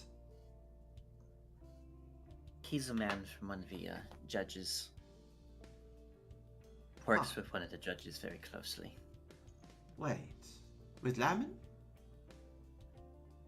Yes. No way. Elias. Wow. He's a lot more low-key than I would have expected. He is very chill. From what I hear, he handles a lot of things well in stride. I would say so. He's somewhat famous, I mean, especially among academics. Famous? Yeah, I mean, I don't know if you've heard his title, Last Great Generalist. He's supposed to be the last person that has a master's understanding of every topic.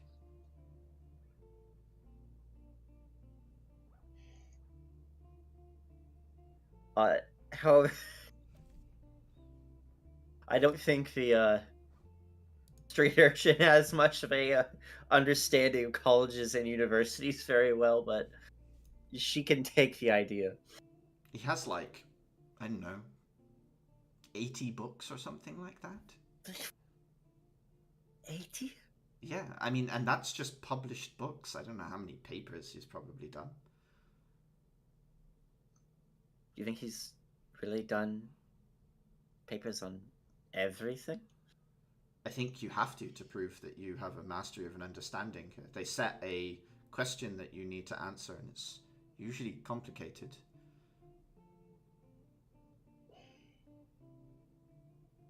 I see. I might have to check out some of his work later. Nuts. Probably in most libraries. Where is Vera's bookshop? Vera's bookshop isn't far away from Empress City.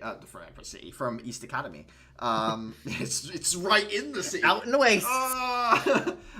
It's actually like kind of around the corner because it's just off of the main courtyard. So like, if you come out of East Academy, across from you is the Conservatory Tea House. And then if you turn to your right, you've got the embassy. If you turn to your left, you've got the train station. You go right towards the embassy. You go right down a sort of diagonal southeast path. And then it's kind of tucked away again on your right as you come around there. If I'm being very specific. Says man, looking at actual map. In brain, yeah. No way. I can hold up my notes, but like, it's just words.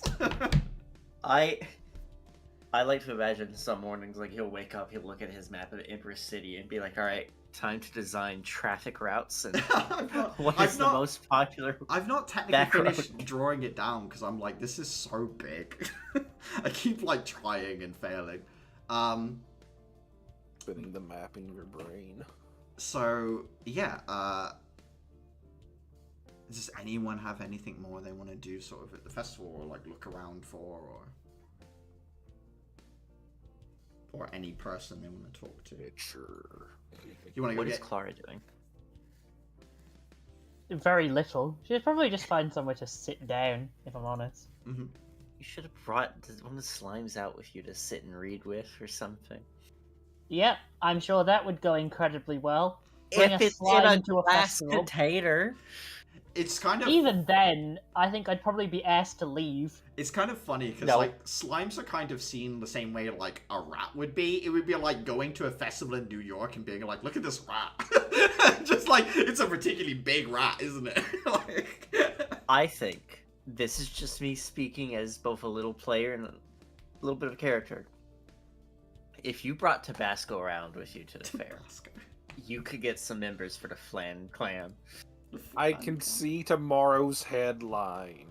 Fair in flames. Yeah, Don't I let would him out argue of the class. of all of them I could bring out, Tabasco is probably the least safe.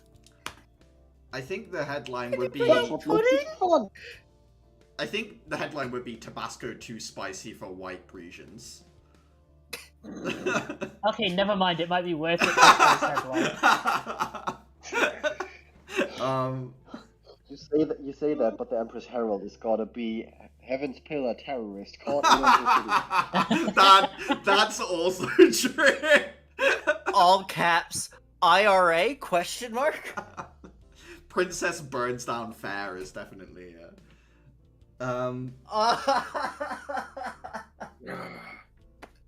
So, not the fairest of them all. Got it. Slancha, motherfuckers.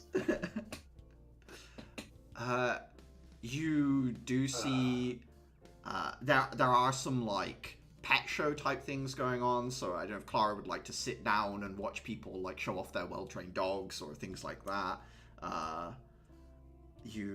That's a question. Now that there's a pet show, this does change. What are the requirements for a pet show? So there are people showing off like is it like sort of like a dog show type thing.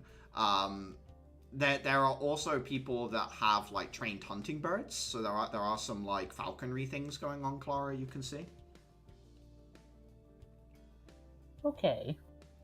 Although, I'm just keeping a note for when this rolls around next year. yeah. I need to know what I have trained the slimes to do in order for us to win by miles.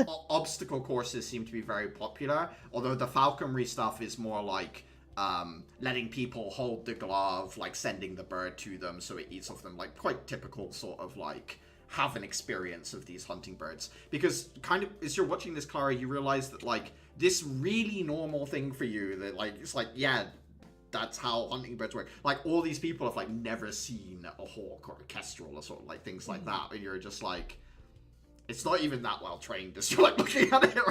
Right? Like they have to use no verbal offense, guys. commands. This is a bit shit. Like, yeah, you're not overly impressed by it as you're watching it, but at the same time, it's nice to see them, I suppose. Good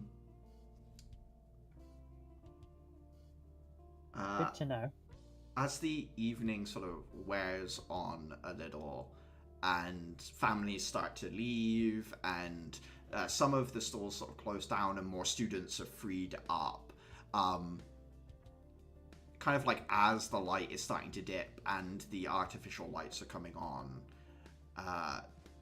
Sky catches your attention from a distance, Clara, and starts walking over towards you.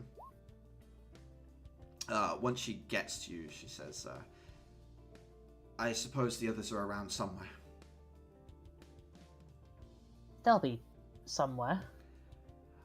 I need to head off soon. I was hoping to catch them for a goodbye, but I haven't had much luck in seeing people, although people are starting to filter out. She sort of like looks over at the engineer sort of like train station and looks back at you, Clara, and says, I need to be off for Lament soon. I've wasted... I'm already late. What did you need from them? Or from us, I suppose? Just a goodbye? She nods and just says, I just wanted to say thanks one last time and that I know that you're going to do well. Whatever comes along. You've proved that.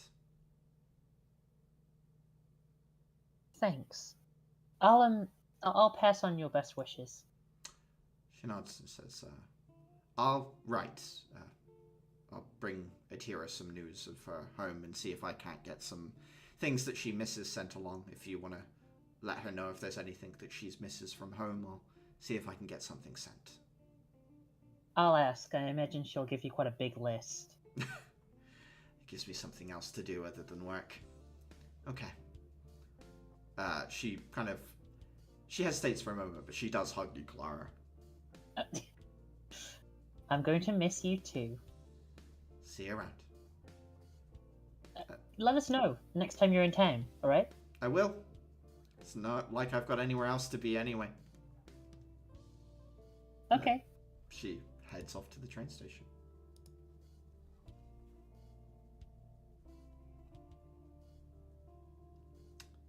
Oh. Other group of individuals. Anything that you wanna do, look for?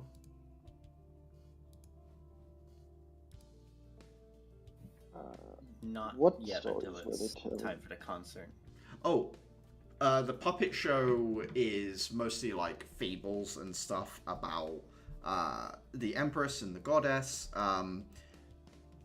You learn that the Empress is in fact a part of a group of individuals that were said to be, after the Goddess left, blessed with abilities that were akin to true magic. So like when the Goddess gifted magic that could just be cast without Crystalm, even after she left, the Sage, the Warrior, the Judge, the Witch, the Merchant, the Emperor, and the Empress, all of these individuals had abilities that were on par with true magic. And they all have little two-word phrases sort of associated with them. So the Sage is knowing and hungry. The Warrior is mighty and aimless. The Judge is understanding and distant. Magical and ungrounded is the Witch. Appraising and profligate is the Merchant. Inspiring and dependent is the Emperor. And fierce and afraid was the Empress. Interesting Could combination. you give me a list of that, or repeat that in slower? Because I have Sage and Warrior and Witch fully, but there yeah, was like something in between that. I can put it in the Discord chat as like let me make a note. I've got it like written by hand, but I can type it up for you after the session. That's fine. It's not difficult. That would be nice. Yeah. Okay, so what was the group called again of these 7? Well, they people? don't Like, did they have a really specific- have like a group sort of name. Some people do refer to them as the Empress's stewards or inheritors of the Empress. It seems to be like of the Goddess. Blah, blah, blah. But yeah, there seems to be like some lack of cohesion over what to call them, especially since like academically speaking, it seems like people believe they existed but think that a lot of the stories are exaggerated. From like a religious standpoint, people see them as being like important prophets that were left by the Goddess to like help guide people after they were gone. But they were all in charge of Zemes before the miasma spread. So they were all sort of like important figures within Zemes throughout different strata of the Empire before it all completely fell apart. And then stories of them just seem to fizzle out over time. There's no like... And this is when they all perished. Apart from the Empress, who it's obviously known that she died, and the Emperor, distraught, built all these different monuments, one of them being at the heart of Empress City. There is a statue in the like government center, essentially, that was there from 1,000 years ago when the Empress perished. And the stories are just like, they're like little fable stories, like the Sage being incredibly clever and like working out this like incredibly complex way of doing something, only for someone to come along and just like open the door. You know, like a party of adventurers stood in front of the door being like, we should check it for traps, we should see, like, we should use like a mechanism to like open, and then someone just like comes up and like opens the door and walks through. It's a little like slapstick puppet show kind of thing that's supposed to like, you think like the idea is to like teach kids like certain lessons or things like that, although you're not super sure what the lesson is. Don't overthink things, maybe, but yeah, that seems to be what you're getting from these puppet shows. And particularly the puppet shows are very, well, let's say more kid-friendly, and not the German kid-friendly kind of vibe. Yes, yeah. We're not grim fairy talesing.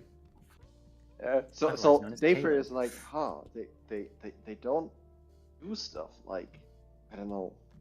7 little goatlings or whatever. Or shoes Yeah. that make you dance until you die. Yeah. I mean, well, I actually the fable of shoes making you dance until you die is more like they force you to dance, which makes you loud enough that the miasmic monsters notice you and That's then they hunt you down. true. Yeah, that is true. Dulukop's a wild place. So that's why that's how they teach you to like be careful with your equipment and make sure you double check everything. Once the puppet show's over, it starts to like disassemble itself as all the kids are heading out. You see Verity stand up with these 2 little puppets on her hand, like wipe her brow and be like, whew, that went on for a while. She like takes them off. How long has she been in there? Since you guys came out in the morning, like she's been doing these puppet shows. Dave, you've been watching them for a while. Man, you have a lot more stamina than I gave you credit for. Yeah, my shoulders are killing me. And then Luis comes along and just like I'll leave immediately like rubs her shoulders and she just like melts against him. Sorry, who's coming along? Luis, the other Louis, class. right? Yeah, His yeah. boyfriend.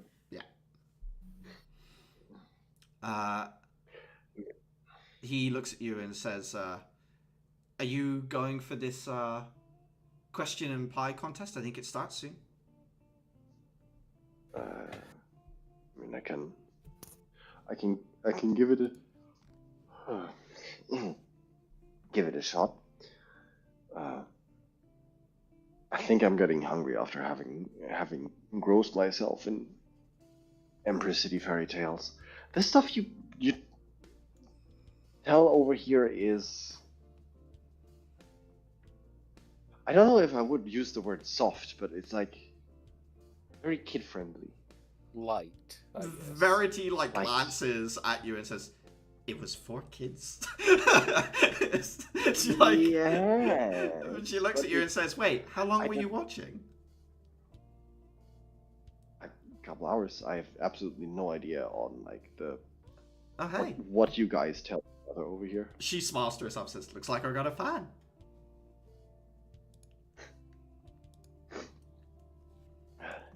But seriously, I expected, I don't know, stronger consequences to set in at some point. Like, Well, I it's mean, interesting that you have different takes on kid stories.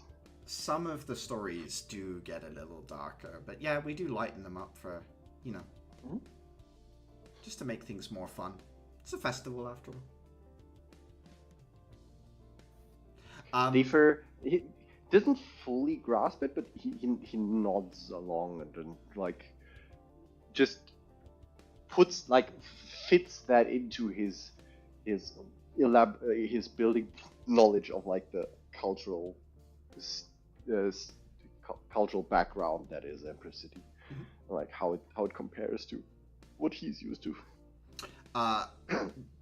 Does anyone else want to enter into the question and pie competition, the sage competition? I need to watch my figure.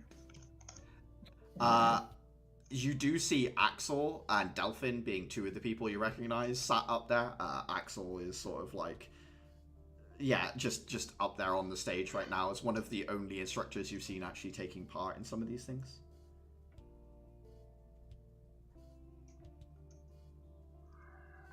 And Dave. I might watch to see how Axel does it. Mhm. Unhinged as a jaw. Just Surely he wouldn't, right?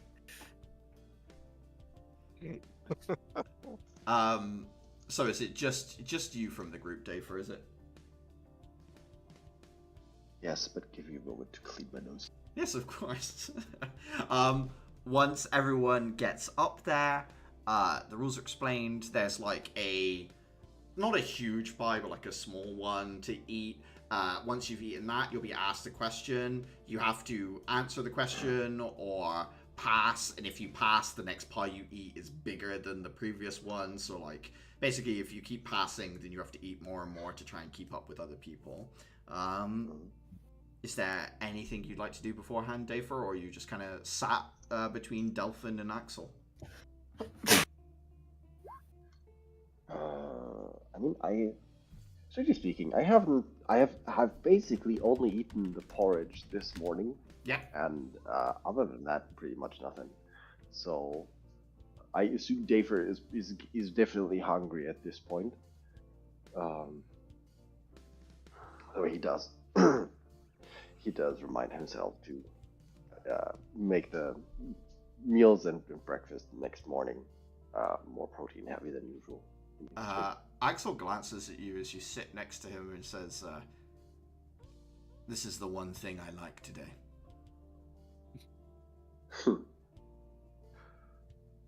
Are you that heavy of an eater?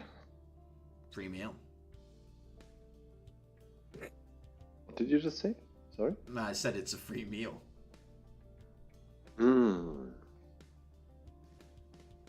What's I his mean, teacher what salary kind like? of pies do they? He shrugs Not and enough what the bullshit that he's getting into. he shrugs and says, "I don't know. Pie's pie."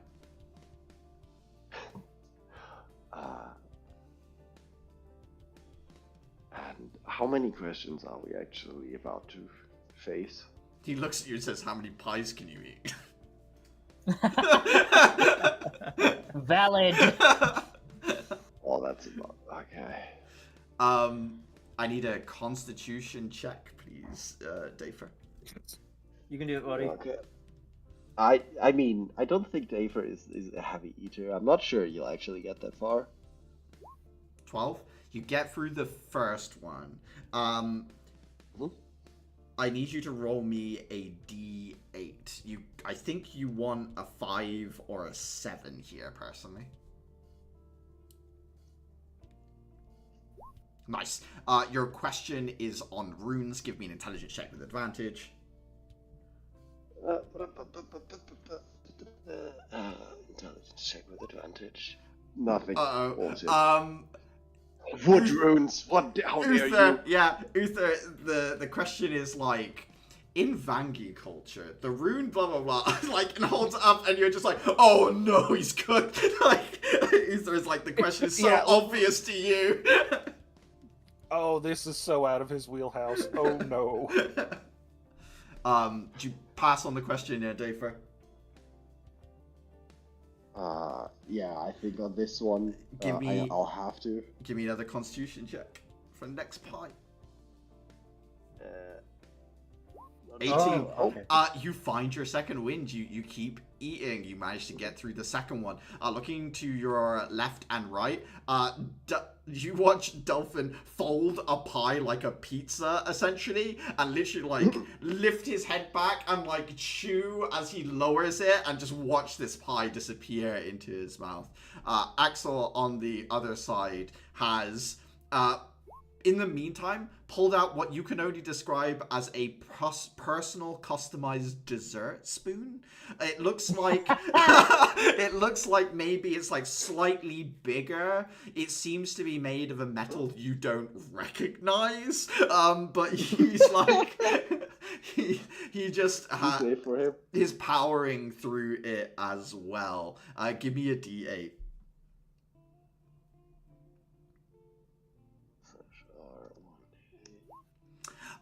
This is a question on Empress City history. Please give me an intelligence check at disadvantage. Wow. Intelligence. There we go.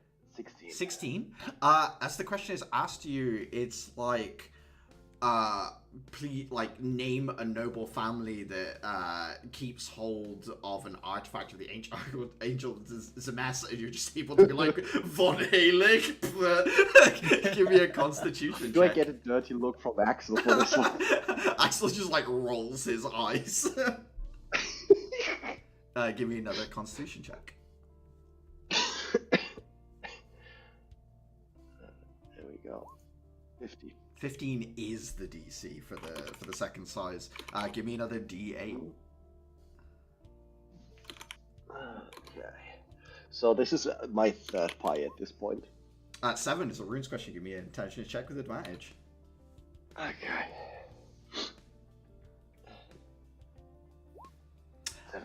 This time, way more in your wheelhouse. I need one last Constitution check, please.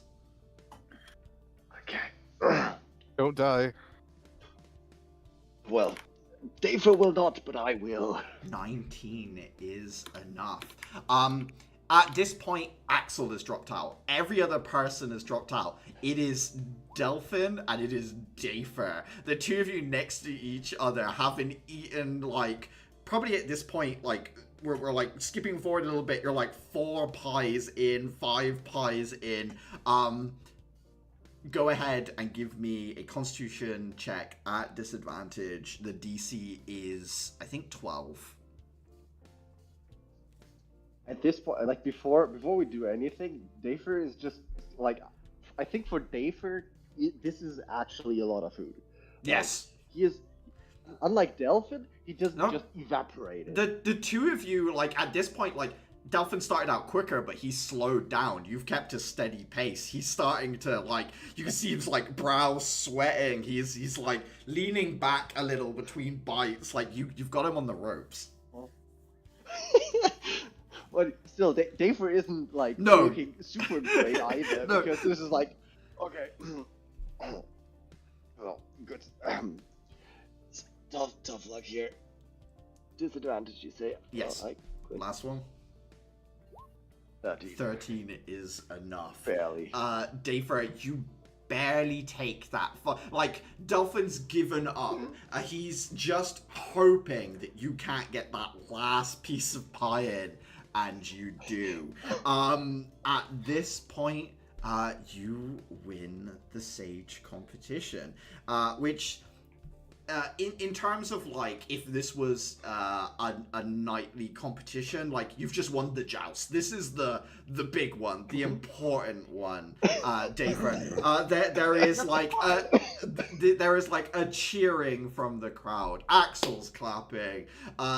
Delphin stands up, lifts up his the shirt that he put on purely for this and nothing else. You've never seen him wear a shirt before in his life, and reveals that he has a special sage belt with like a pie golden medallion, almost like a wrestler's belt, which he gets on one knee and he holds it up to you like a knight presenting a sword to his liege.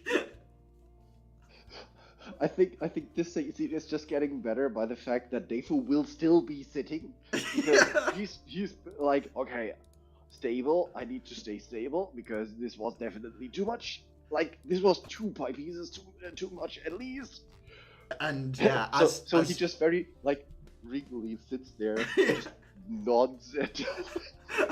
As you sit on your throne and you nod at the onlookers, the bout is placed before you, and you kind of like, everyone sort of starts to filter away, at which point you hear, with the closing of the Sage competition, sticks of a drum kit, tss, tss, tss, and then the concert breaks out as the music upshifts in terms of like rhythm and noise. And you can see where all the stores have been pulled away. There is, in fact, a place here for people to dance, as people are starting to flock over towards the concert. Axel looks at you and says, "You deserve to win that, because frankly, I was just here for the pie." And then he like just walks off to one side, and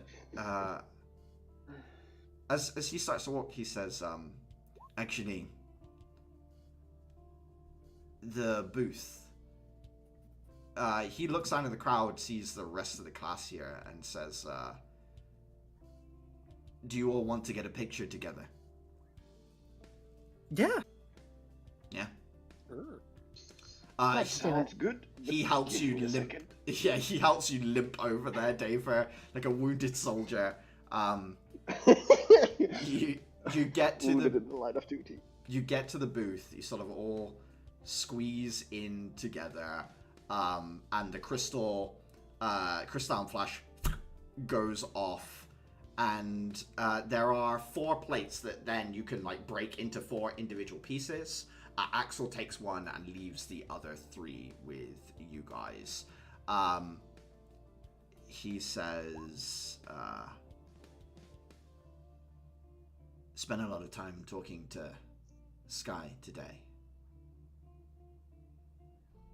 I just wanted to say, she mentioned the feeling a few of you were having about something different about your class. I think it would be best if you talk to the headmistress tomorrow after classes. Go and talk to her. Isn't tomorrow a free day? Sorry, Monday. Okay. That was way too much pie, I can't think. Understandable. Well, now you're not helping my paranoia. I just think that if I tell you, I think it would be better if you heard it from her. Do you know what I mean? Like that. Mm-hmm. That's all.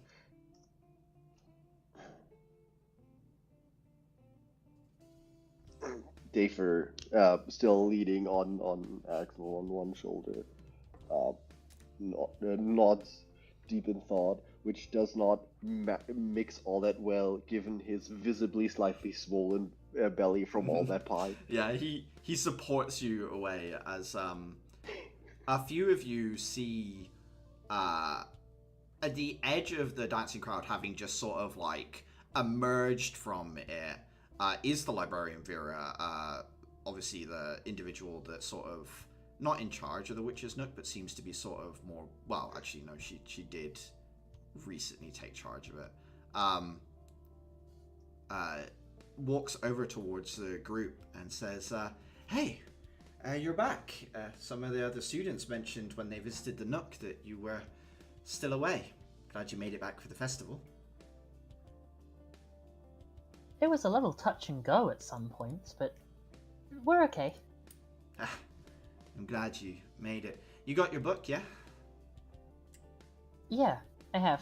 Cool. She looks at you and says, Vera from the library, Witch's Nook. She says, everyone gonna dance? Maybe not Dafer. She like squints at him being hobbled away by Axel. I'm hoping to. Yeah, I'm good. I'll try. I've never been good at this kind of dancing. It's fine. It's mostly jumping down on one spot. Really feel the room. Hey, You see Dafer turn a light shade of green. just in the mental image of shaking. Uther, Caliban, come on. All right. As you grumble, she grabs your hand, Uther, and pulls you. Help! I need to know. You are pulled into the crowd. I assume, Atira, you're looking for Andrus. Give me a perception check. Yes. A perception check. 13. As you look around, you see Andrus in conversation with Anastasia. The two of them are talking. Anastasia holds up a small book, as far as you can see. It's not like gift wrapped or anything like that, but it looks like a journal of some description that she holds up to him. He takes, flicks through it and like nods. Yes. Sorry, Liliana. Sorry, I meant Liliana. That's my bad. Messed up the names, the mum and the daughter. Can I make out any title or wording on the book from this distance? 13. It's one of those like moleskin leather-bound like personal journals. It's not like a book that was published, but more like someone's personal diary, you would say.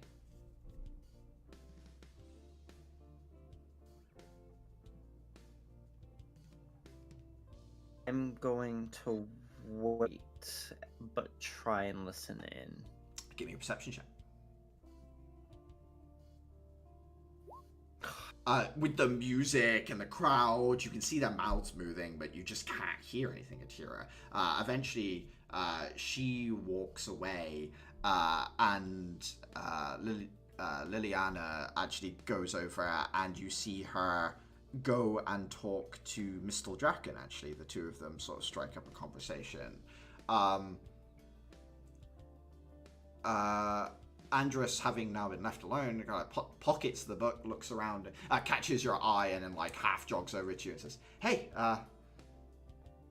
dance?" I was just about to ask you the same thing. Glad I got there first. What did Liliana give you? I popped by the dorm a few times to see if you were back, so we got into a few conversations, but obviously her family has a rich history of important individuals. This is a journal from, I think she said it was her great-great-grandfather. He was a bit of a stargazer, as it were, wrote a lot of prophecies. She mentioned that some of mine might be in here, so I asked if she could get hold of it. I didn't expect her to grab it so quick. Well, she is thankful for everything the members of the school have done. Well, that you guys did. I guess she's here and safe, but, you know.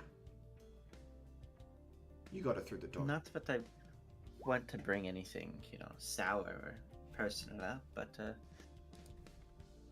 you ever shared what exactly your prophecy is? Well, most of it, but I didn't know it went any more than that. Prophecies are long. It's mostly like a list of things that qualify someone for a prophecy.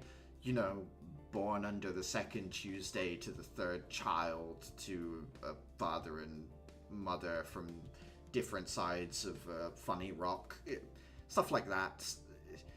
Anyone that fulfills the details sort of can be eligible for the prophecy, if you see what I mean. I know that I'm eligible because I have my abilities. So, what was your question? Just plain curiosity. Come now. It's boring. We should get to dancing. Yeah. And he heads off onto the dance floor with you.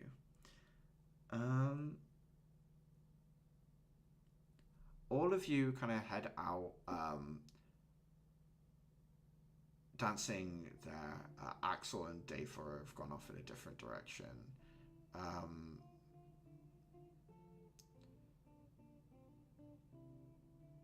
As you're dancing, it's like Vera is there as well. Vera gets closer to you, Caliban, and says, so loud enough so that Caliban can hear, but obviously you're in a large group of people, so it's difficult for anyone else. It just says, I'm glad that Clara got the book. I was worried that I wouldn't get there in time since you guys were off.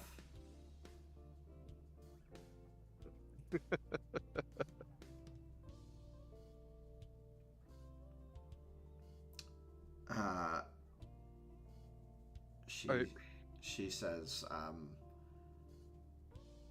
do you need more books on slimes, or I suppose Clara will come by if she does.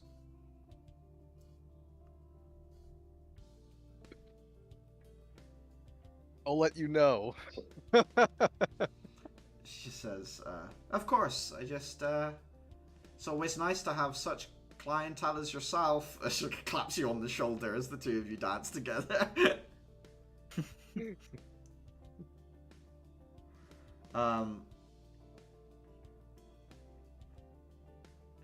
As the night starts to wear on, certain individuals start to wear out. The music starts to slow and peter out.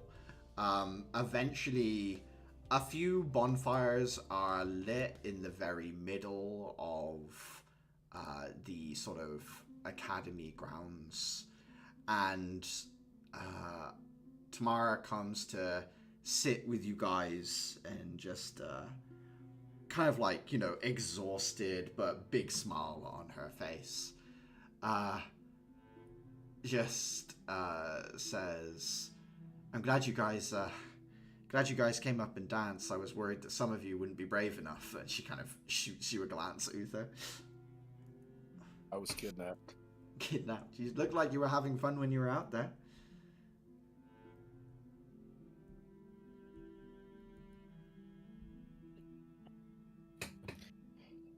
Somewhere Dayfair would chime in. The man just knows how to blend in with the crowd. Nothing else. Seth sits down next to Tamara and starts like taking out some of the face paints. He was like, "You wanted a tiger, right?" She was like, "Yes, I do." And she turns and he starts painting her face. He's like, "I don't know. I mean, it's just gonna wash off before class." And she's like, "It's for me. I want to look like a tiger. Now paint me." Shrugs, nods. Do you know there's somewhere in the world there's a tiger serpent hybrid? There's a what? Why? What do they What do you call mean, it? why? There just is. What would you call that? Is Oh, I mean, it has a proper name, but I didn't think you guys would have heard of it, which you evidently haven't, Nope. judging by this reaction. I barely even know what a tiger is. Like a big cat with lots of stripes Oh, that sounds pretty. It's and really long claws and a very territorial attitude. I mean, understandable, but it does this tiger snake. Is it like a big predator? Does it do anything special? I mean, they're really dangerous. Oh, yes, that'd be assumed. Oh, also they have like wind powers. I've heard stories of people trying to clear them out because they're, well, obviously quite a big threat. And they can do cool things like manipulate the weather or make knives out of the wind. Knives out of the wind, you say? Yeah, like your wind knife spell. Interesting. And what region did you say these were in again? Oh, I've never seen one. I've heard they're all the way up in the Zogan jungles. They're called the Mankusha. Mankusha. That's going on the list. Seth nods as he's painting Tamara's face and says, "That makes sense. Most of the stranger, more magical beasts do seem to come from Zogan. Although every region has theirs, but there seems to be a lot there." Feel Well, laugh. I felt this way, and then people said like the moose goose wasn't normal. Well, I mean, it's not from around here. I mean, no animal is from around here, I guess. Do I know any beasts from the deserts or laments Give me that a- has quasi-magical properties? Give me an intelligence check. What if a sandworm could cast a lightning bolt? 10. There's land sharks at here, but everywhere clearly has land sharks. That's why buildings have floors. Oh god. Sand sharks. No. Land sharks. They can swim through rock like a seismic dragon. That's a direct threat to colonies. But the thing is, they can't. That's They why they have can't. floors. They can't swim through worked stone. So any natural sort of formation of stone, land sharks can swim through. But they're called land sharks, not floor sharks. That is incredibly dangerous for where I grew up. Yes. Holy shit, I need to recontextualize everything about her childhood. Which is why even underground in caves, certain people will still pack their walls into walls and floors because land sharks. They just bounce off. That's terrifying.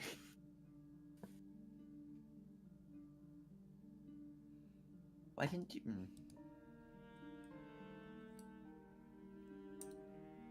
No, never mind. Vera, who's still kind of sat near you guys, just says, if you have an interest in magical animals and such, I can inform you there are no shortages of books in the Witch's Nook. Hand me a marshmallow. We might need them. The Flan Club will surely have many members. The Flan Club? Oh, so I borrowed the books because I've been keeping slimes in my room. Someone must have found out because they put something through the school system as like a requisition, but there wasn't a club or anything, it was just me. But I guess I have to make one in order to requisition all this stuff. So Hey, that sounds fun. I'm sure we can make some sort of deal for me to loan some books for your club. I just mean it's, you know, lots of interesting people who will want to learn about magical creatures, and well, you've already proven to have the things that I needed, so obviously I'll send them your way.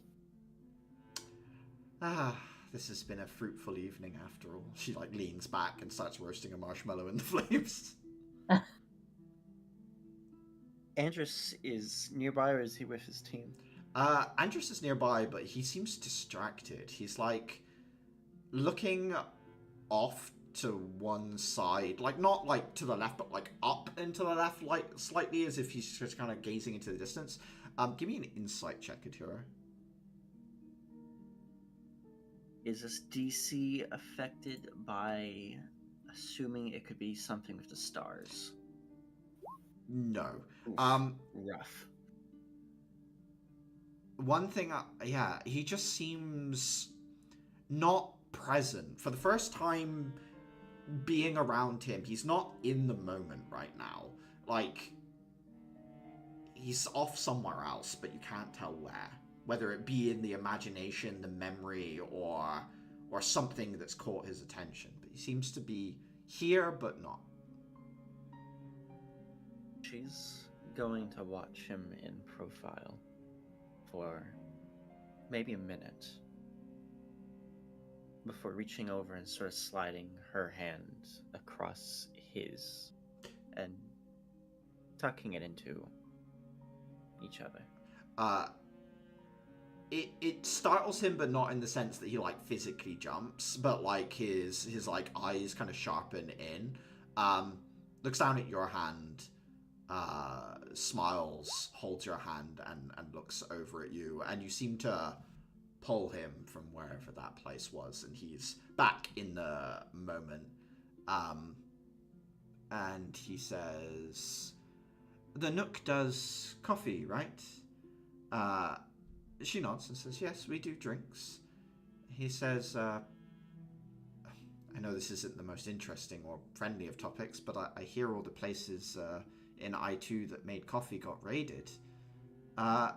She nods and says, "Yes, over that letter.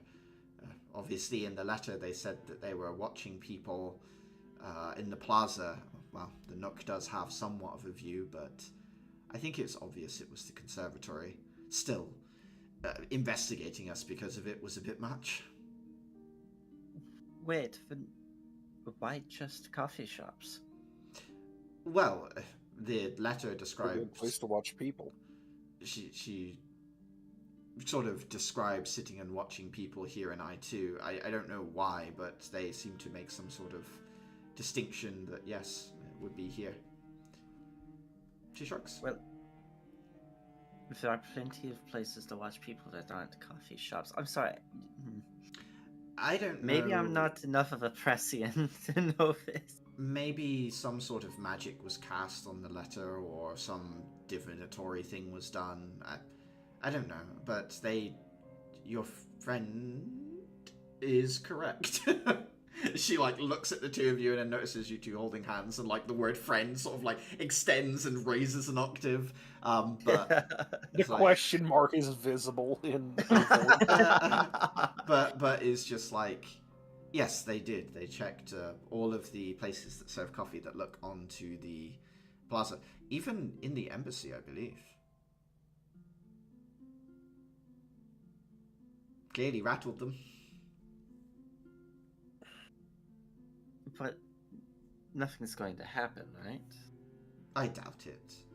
I think this was just a threatening letter to, I don't know, provoke Even though maybe there was some truth in there, but I think it was just used in order to, oh, I don't know. I'm a librarian. It's just words. Have you ever met this man? Or seen him? Who? This man who wrote the letter. She snaps her fingers in an effort to bring the name to the front of her mind before looking at Clara. How do you know it's a man?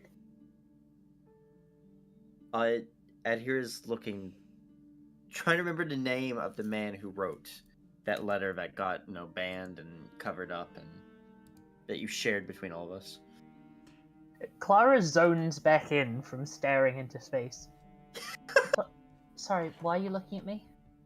That letter you gave us, do you remember that man's name? His position? It was head of Paladins, right? Yes, but don't say I gave it to you. Tamara gave it to me. You gave it to me? Vera... No one Only had because a you letter. asked for it. No one had a letter. Vera laughs. Anyways, this guy I no idea what you're on about, I'm afraid. Okay. She smiles politely. Can I insight that? Yeah. The first line talks about sitting and drinking coffee. 22. Oh, 22. that's the line that would do it.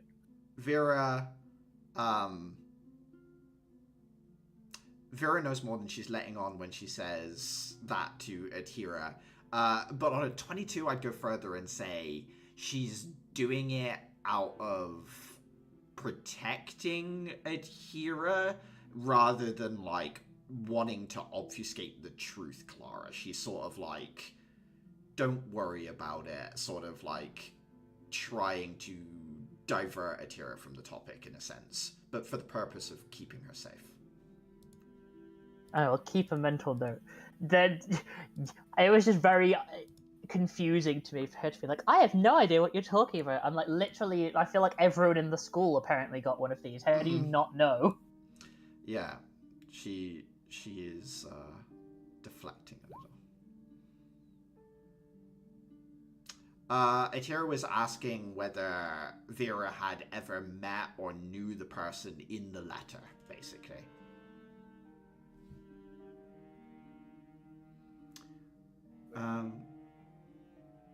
The fire... Go. I had turned to Andrus to get his attention. Mhm. Quietly between the two of us, I'm going to pass over the small ring wrapped up and admit I did get you a gift when I found out about today. It was a bit last minute. Oh, But it's a memory from our first mission. Team. I didn't want to presume. I'm sorry, I don't have... Thank you. The night sky is more than enough. I guess it... And then he unwraps it and looks at it and he's like, is it? Where did you get this? And he like holds up this huge geode ring as he's looking at it. It was an ancient city, lost in the mines. I stole from a jewelry shop. Well, I guess that's not stealing, it's archaeology.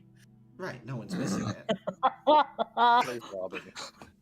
Grave robbing.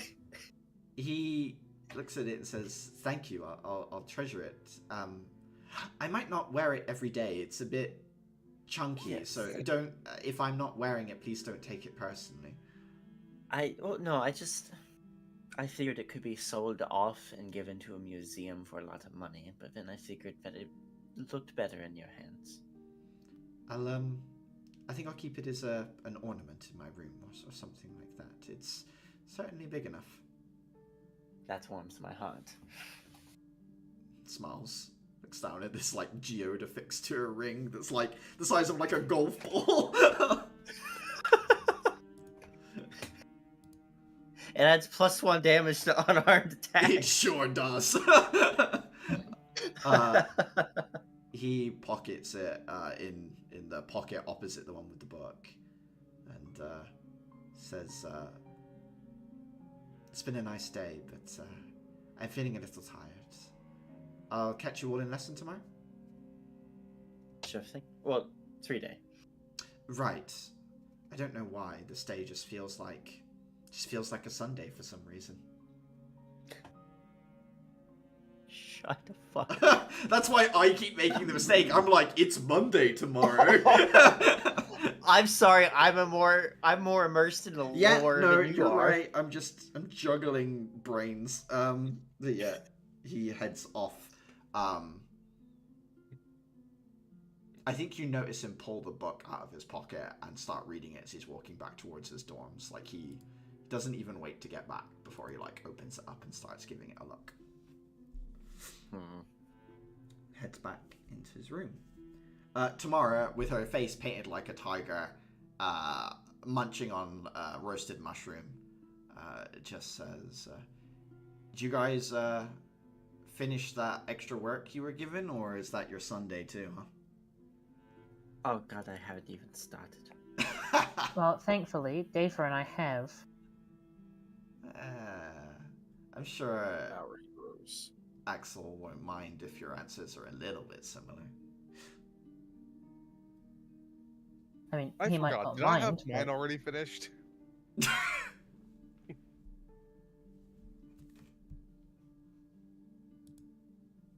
Everyone's slow pan turns towards Caliban.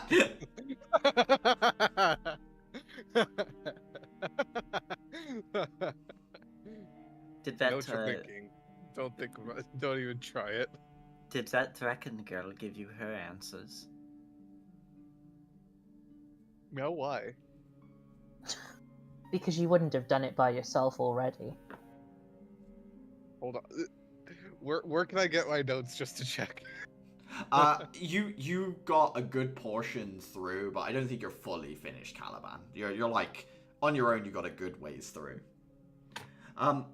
As you like go to stand, and as Mistel has brought up, she actually sort of emerges from the darkness into the light of the fire, like jump scares Atira. She plainly doesn't look at anyone but Caliban and says, "Caliban, you are back and you are well. As such, tomorrow if you could assist me with our project." Of course. Very Just well. like bows politely. Very good. Of course. I would like to look at Clara and roll my eyes. If Clara's eyes could roll back any further, they would be so far deep in her skull she'd need surgery. Kind of passively noticing the ambient animosity from the two of you, she glances in your direction and says, "It's good that you didn't slow down Caliban too much. 3 days, I suppose, is as much to be expected from the two of you holding him back." And then she swivels and walks off towards her dormitory. I have to be honest. If I didn't feel so sorry for her right now, I would punch her in the throat. I would like to Seems open familiar. my I just keep not placing her. spiritual connection. I am going off of feeling right now. Caliban just looks at it here at Clara. Yes. Hey, Terminus, can you manifest cavities? He just looks at them. In all fairness, I don't think you guys slowed me down. I don't know what it is, but like the earnest need to say that is funnier than like the earnest need to be like, no, Better- you aren't a hindrance, I swear.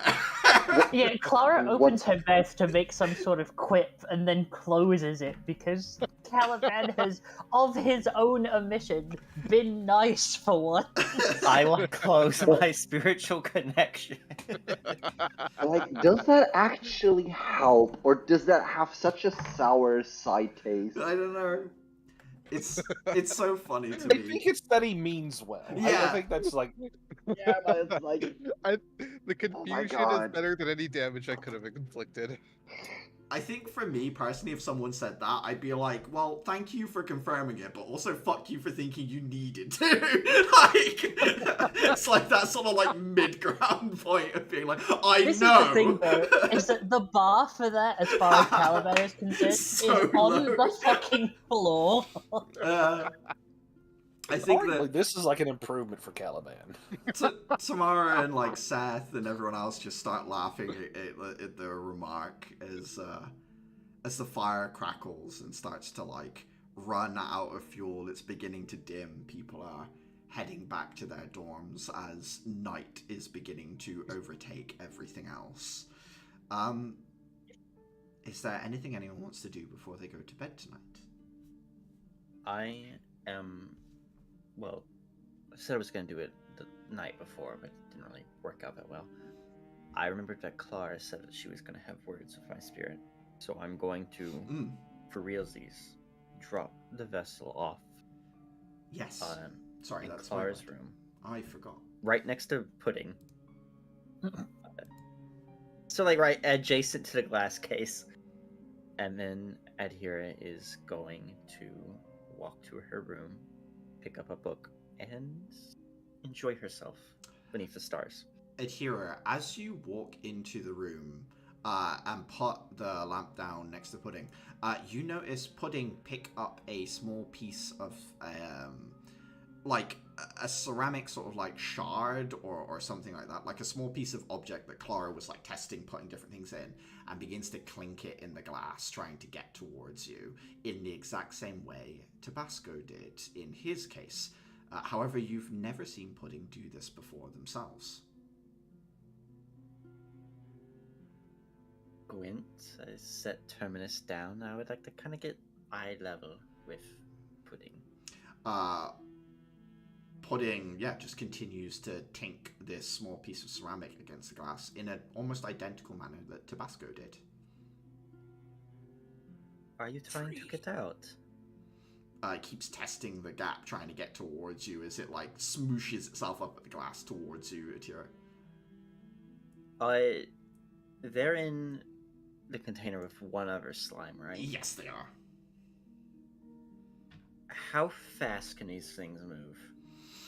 Not very fast, but like individual sections of them can move fast. Like they have pseudopods, right? So like it can reach out a finger quickly. Its whole body isn't going to follow that finger that fast. It will then flow towards that point slowly. I am going to roll up my sleeves, clear my hands of any rings or whatnot that could be eaten by it. And I would like to try and open the case, pick up Pudding, and then close the case before the other one can start trying to slip out. As you reach towards it, it turns its pseudopod into like, you know those little like wrist bracelet things where you could slap them on and it like wraps around, and do you know what I mean? Like these like slap-on wristband type things. Mm-hmm. It does that, except it smacks you on the wrist with it, so it's like someone telling someone off. It like smacks you on the wrist like you're misbehaving. Insight check, does this seem like prior aggression or it doesn't want to be picked up? Give me an insight check. You can't tell, but after it smacks you on the wrist, it stops what it was doing entirely and goes back to its general behavior with no interest in you or the surrounding environment. Like, no interest in escaping either. It just kind of goes back to wobbling around the tank with their slime friend. Oh my god. Does it not like me using the name Pudding? It slams up against the outside of the case towards you, starts tink, tink, tink, hitting the ceramic against the glass case. I would like to reply in Sylvan, I'm sorry. It doesn't seem to recognize the language swap or anything like that. I will put my wrist in there again. It does indeed hit you and then returns to its default behavior. Oh my god. I'm gonna go find Clara. Yeah, you go find Clara. I'm guessing if you've been doing all of this and I'm not in the room, that I'm probably, like, in the main room? Otherwise, I don't know where I was. Yeah, you'd probably be in, like, the communal space, like, with everyone sort of petering out to their rooms. Like, yeah. Hi, Clara. I hate it when you have that look on your face. Well, other people love it, so. So I'm you not know, gonna respond. I'm not gonna respond. Pudding, the pink one. Yes, you have been calling him Pudding the entire time. I went into your room and they started knocking against the glass, much like Tabasco did. And I didn't know if they wanted out or not, so I went in, pick them up, see if I could hold them for a little bit, and it slapped me across the wrist. I was confused, but set it back down, and it went about its business until I said the word pudding again, in which case I think it got upset, and it didn't stop until I let it slap me again. Okay, I don't think it likes that name. Yeah, let's just do a little bit of work on here. First of all, I need you to repeat to me, just for my own, to check I'm not going insane. You tried to pick up one of the slimes? Yes, it's the one that eats cloth, yeah, so I rolled up my sleeves. Great. Genius move. Don't ever do that again. No. Second issue, problem, suggestion. I told you not to name the slimes. I suggested Tabasco and you liked it. Well, at least it felt better than pudding. No wonder the poor thing's unhappy.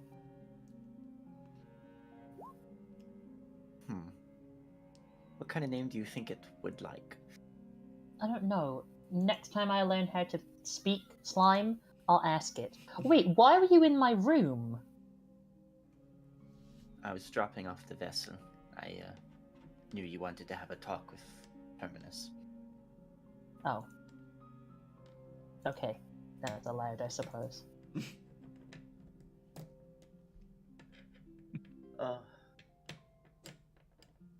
Well, I'll apologize to the slimes on your behalf.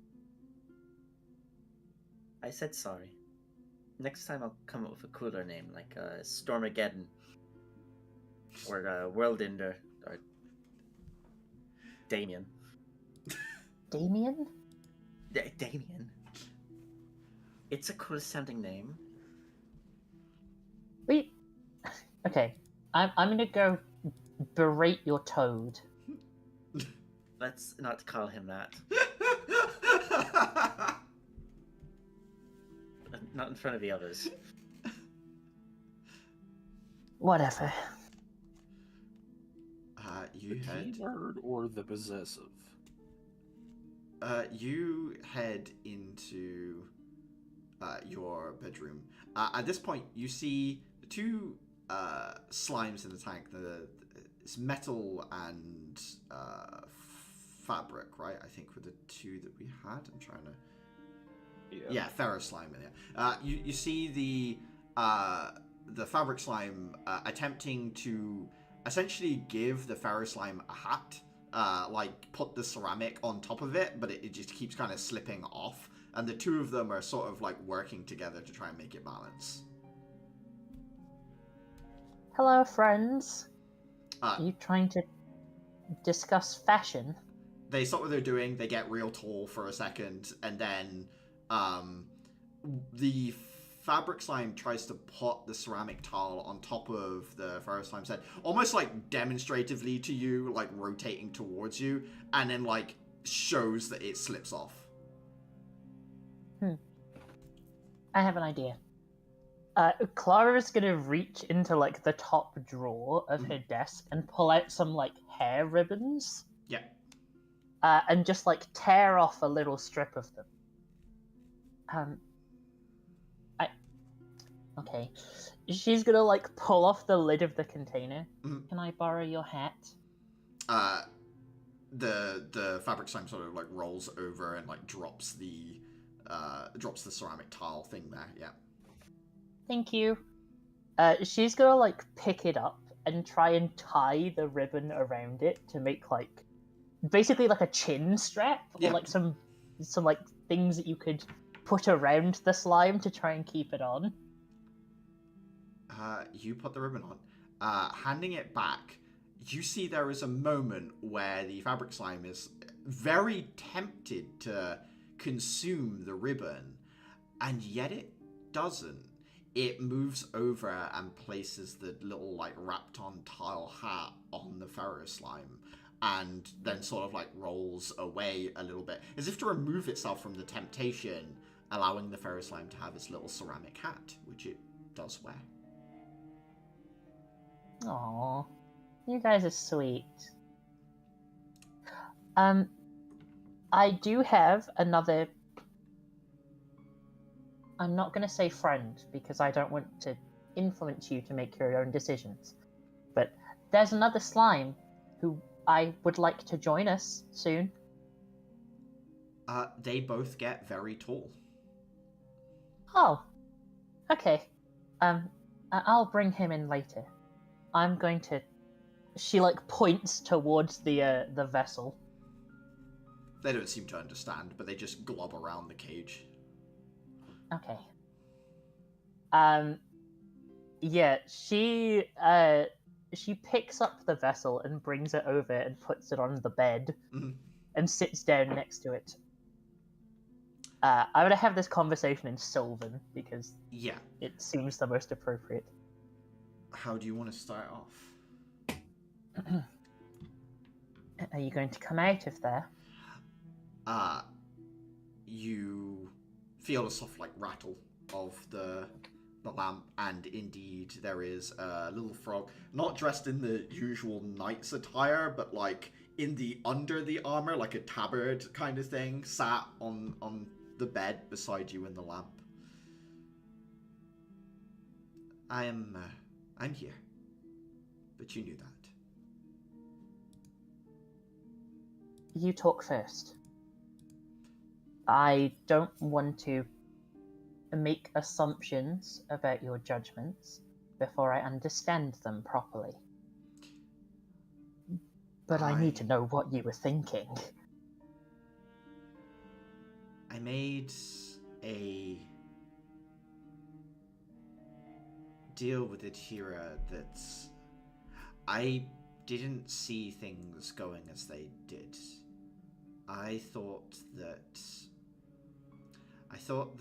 perhaps the meeting with the base commander would result in us being sort of shut out of all of it, and I thought that I would use my abilities to, from atop Calderis, bring the structure to a halt, as it were. When we got there, when it was in front of me, I lost all of that planning in an instant. It's complicated to describe what it's like being a spirit to someone who isn't. I am, at my core, one thing. And I've been around a long time. Longer than I can even remember. So I've learnt to be a little bit more than I am. But when we were down there, I forgot all of those things I learnt. I went back to being one thing for a bit. I'm sorry for how it all worked out for Atira and the rest of you. I appreciate the apology. But you're not one thing anymore. That might be hard to process. Again, the spirit thing, well, I'm not one, so it's something I don't know very much about. But I consider you as much a part of this group of friends as I do any actual person in it. You mean a lot to a lot of people. But that also means that when you make decisions, you're not making them for you. You make them for me and for Adhira and even the boys. If you're going to make decisions that maybe could be seen as a little reckless, letting people know what you're thinking doesn't mean they're going to disagree or stop you making that decision. It just means we're all better prepared for any potential consequences.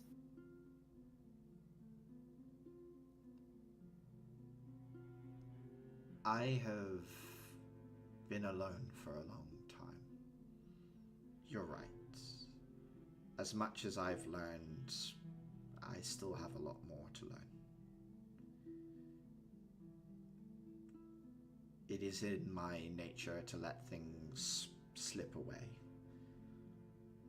Be it places, friendships, otherwise. But I am glad Adhira has such friends, and I'm glad that you consider me the same. I will work on understanding. I think she had this impression that when I said we needed to talk, that I was just going to scream and yell. She cares about you very greatly. I know.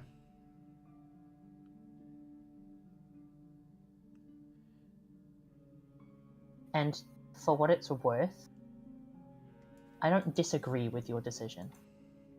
The execution maybe could have used a little bit of work, but the essence of it, I don't think you were wrong to do what you did. Except if it wasn't for Adhira, I would have killed that man.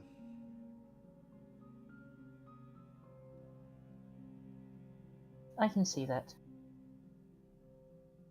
But again, that's what sharing and helping people work together is all about. She did know.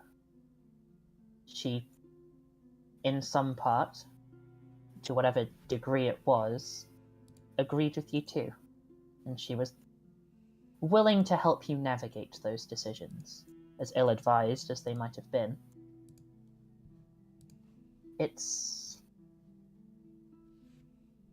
I don't think she would have let you. And she didn't let you. The little frog nods and says, there is much similar about Adhira and I, but there is enough different that I can feel things begin to change. Not just for her, but for me as well. But I think it's a good thing.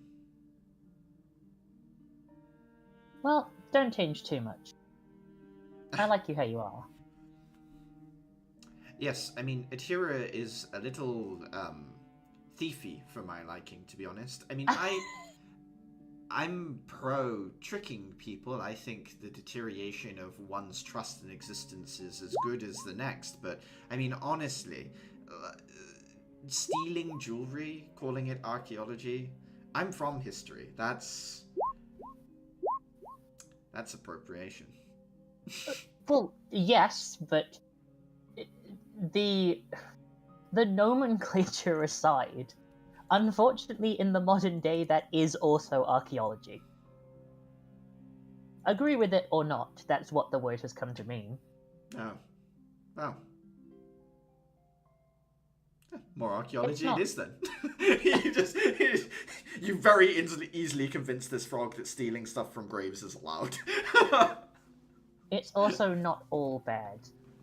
In some ways, it exposes people who wouldn't otherwise have any idea to cultures and information that might have otherwise been lost to time.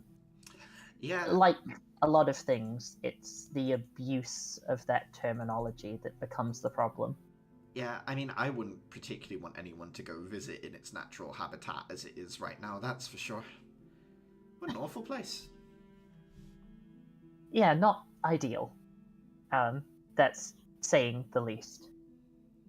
But I'm glad we had this talk. Yeah, me too. I just wanted to let you know, those slimes, by the way, they already knew the other one was here. They can sense each other? They've been talking. Didn't you notice this one's been using tools? Yes. Adhira mentioned something about it tapping on the glass the way that the magma slime does. But I'm still a little bit iffy on how they actually communicate. I was kind of hoping you could shed some light on that for me. I actually have some ideas. I mean, they're not quite in my wheelhouse, but at the same time, it's very close. At this point, Clara, the two of you sit up and talk about slimes for a bit before we slide away from the scene. His basic summary, he thinks that they have some sort of, not hive mind, but like sonic, like a lower than you can hear network of sound that they use to communicate with each other, like a constant ambient broadcast of information in some sense. Yeah. Okay, yeah, that would make sense. Because I was originally operating under the assumption that, like, they communicated with each other through gestures, like almost like a sign language, but then I was confused because they haven't seen each other yet as to how they would know. He describes each one as being like an independent vinyl record, and how when something makes a sound, if you do it in reverse, right, you have the pin on, it shakes the vinyl record. They sort of like share information sonically like that, like little vinyl records talking to each other. Kinda cool. And then he's like, I can't move my own map. Please, could you carry me back to Atira's room? Yes, sorry, of course I can. You lift him and carry him back. I'm gonna drop him off with Adhira and her book. We had our chat. She was very mean to me. She berated me constantly. That was alright, actually. Adhira? Like, I know the book must be good, but... Oh, my thing was fucking muted. She has pleasant chat. It was great. That's good to hear. We mostly talked about you, actually. We gossiped about you and your not boyfriend. For some reason, I don't believe you. Star-crossed lovers, these two. You don't believe that I would gossip about you and Andrus? You don't know me at all. So you're fine if I gossip about you and Caliban? Oh, Caliban, who I held his hand romantically and bought him gifts, and we sat around the fire next to each other. Somehow I don't think these are equivalent. You've spent more time around the fire with him than his Mistel did. Yes, not out of choice, I might add. The you think? The little frog is like, this is all very interesting, but we should really lock your windows, Atira. I think someone might try and kill you before the day's out. There were a lot of angry glares directed at you. I mean, you were busy making goo-goo eyes, but I noticed a lot. Don't need my place burned down a second time. First demons, then angry... Oh, I don't know. Teenagers, perhaps. Insight check. How... All jokes aside, how much of a target is on my back? Give me an insight check.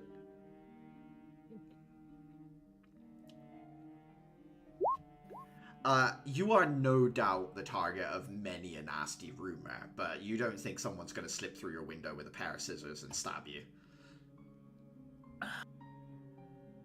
Yeah. Just the first Yet. start of my rule. Does anyone have anything they want to do before we go to bed tonight and I close off the session for the weekend? No? Cool. I'd probably think just so. be doing kind of a patrol of the place before going to bed. Yeah, just kind of walking around, checking things out. Yeah.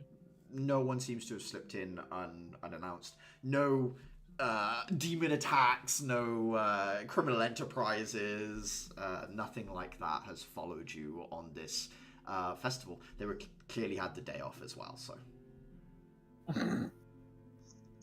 I can't Well, ain't that believe- convenient? I can't believe evil follows government holidays. You can't do anything on a bank holiday. You can't even get a call, let alone sell drugs. Yeah, in which case... I'm a narrate myself as having sleep of the gods. Yeah. I sleep so goddamn well. It's somehow I managed to digest the pies into just the right state, so I don't, despite being entirely full.